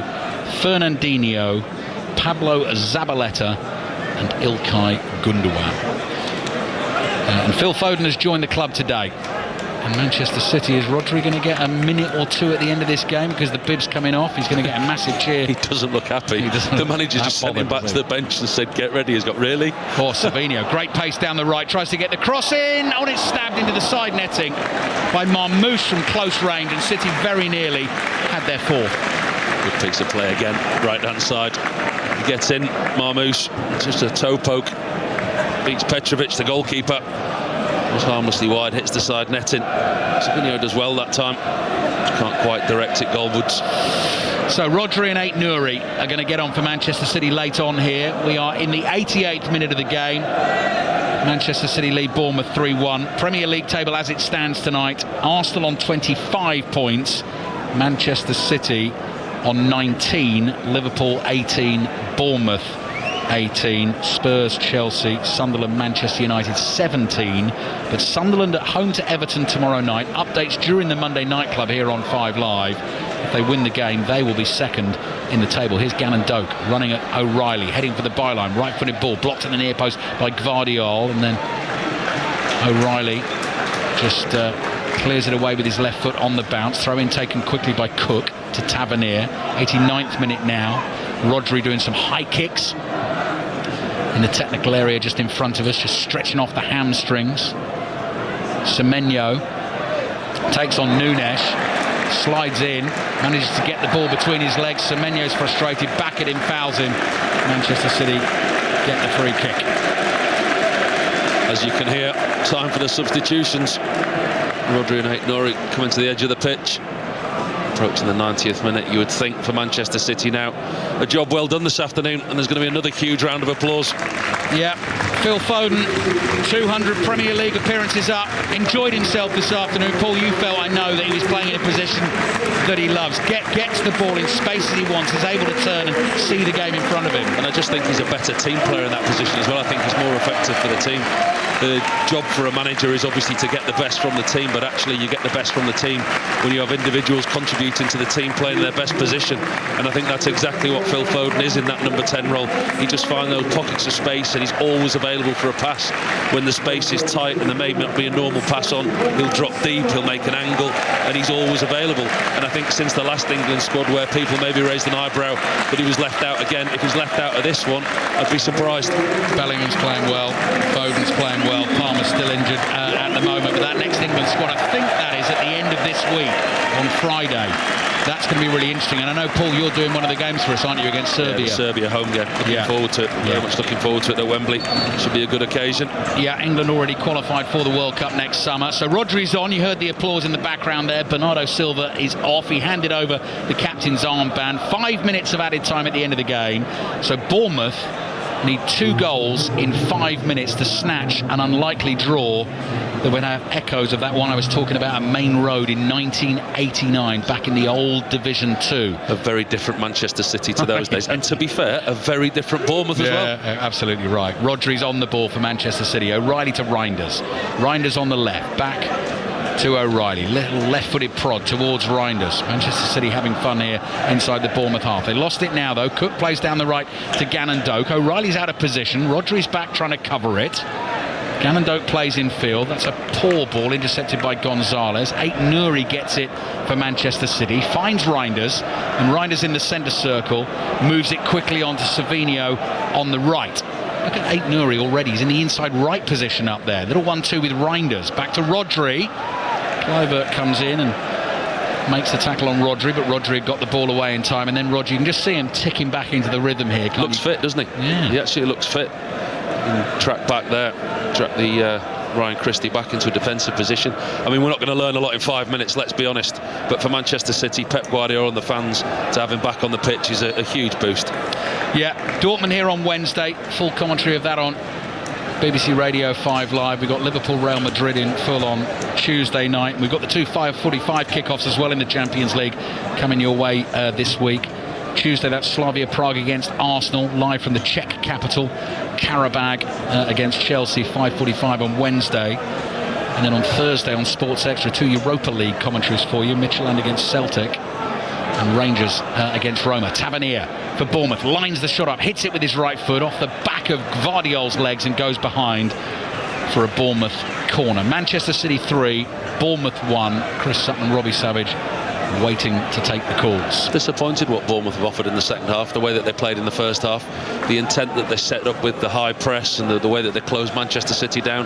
Whether that's a credit to Manchester City, the way they played in the second half, but Bournemouth certainly not the same team as they were. Corner then for Bournemouth. Can they get themselves a late goal to make things interesting? Headed away by Ruben Dias. It bounces long way out here. Cook takes a touch. Low pass to his right, intercepted by Marmouche. He's given it back to Gannon Doak. Gannon Doak back to Cook. Forward here to Tavernier. The game is a bit open now. Tavernier on the right. Cluster of light blue shirts around him. Back to Gannon Doak. Edge of the box is Ryan Christie. Cross comes in with the left foot. Looks like that might be over hit. Kluivert can't get it. Goes behind with the goal kick, and we have got just over 2 minutes remaining.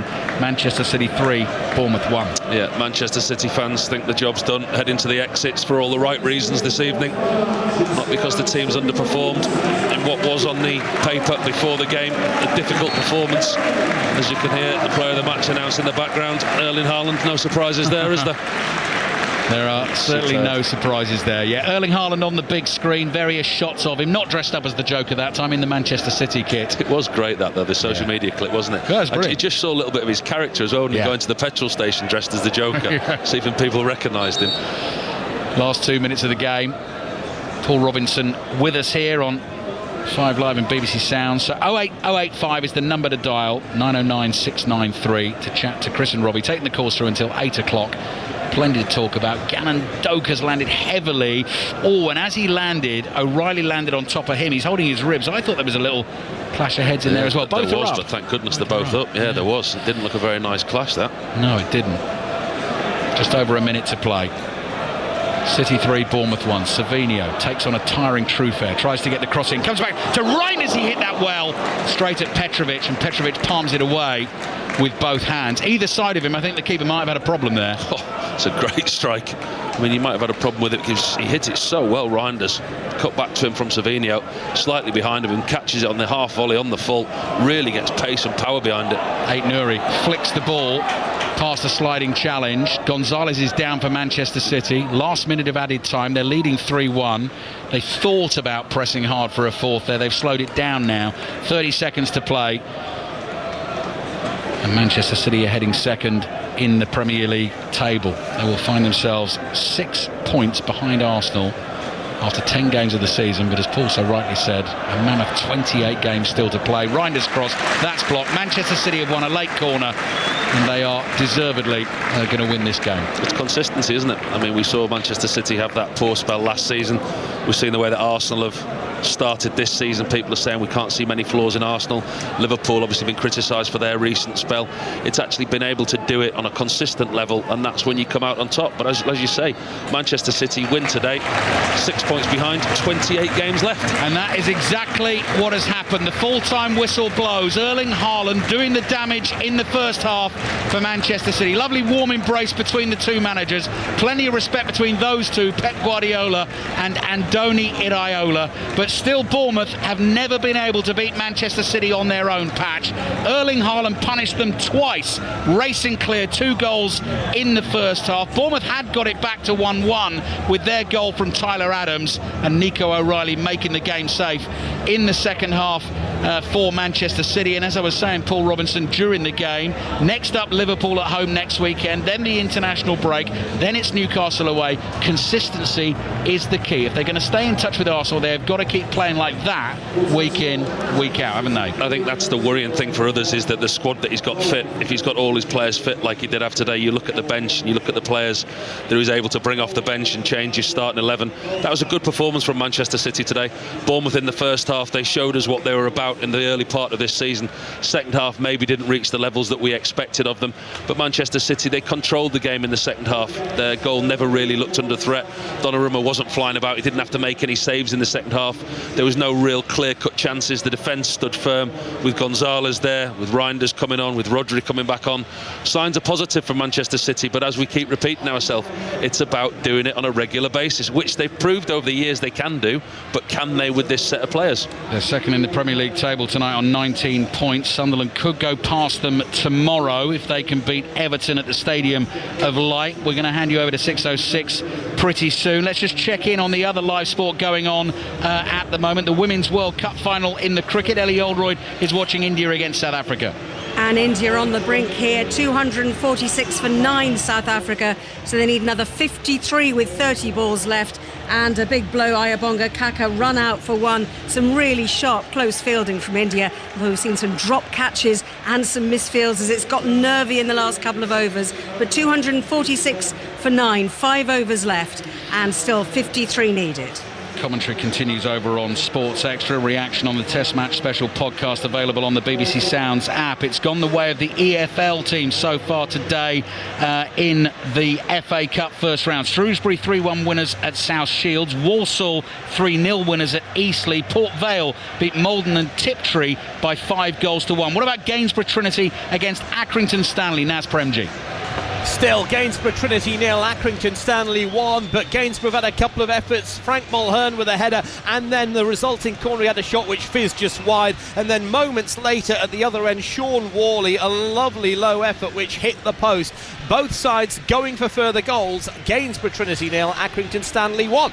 Closing image here at the Etihad Stadium is manager and star striker having a big hug, but now they're getting into a little bit of a not a heated debate, passionate conversation between Pep Guardiola and Erling Haaland. Thank you very much, my number 9. Another couple of goals. Manchester City second in the Premier League table. Big win for West Ham this afternoon, and Vitor Pereira dismissed as the Wolves manager. Those story and others you'll react to on 606 tonight with Robbie Savage and Chris Sutton. The number to dial is 08085 909 693, and it will follow the news on 5 Live with Stuart Clarkson.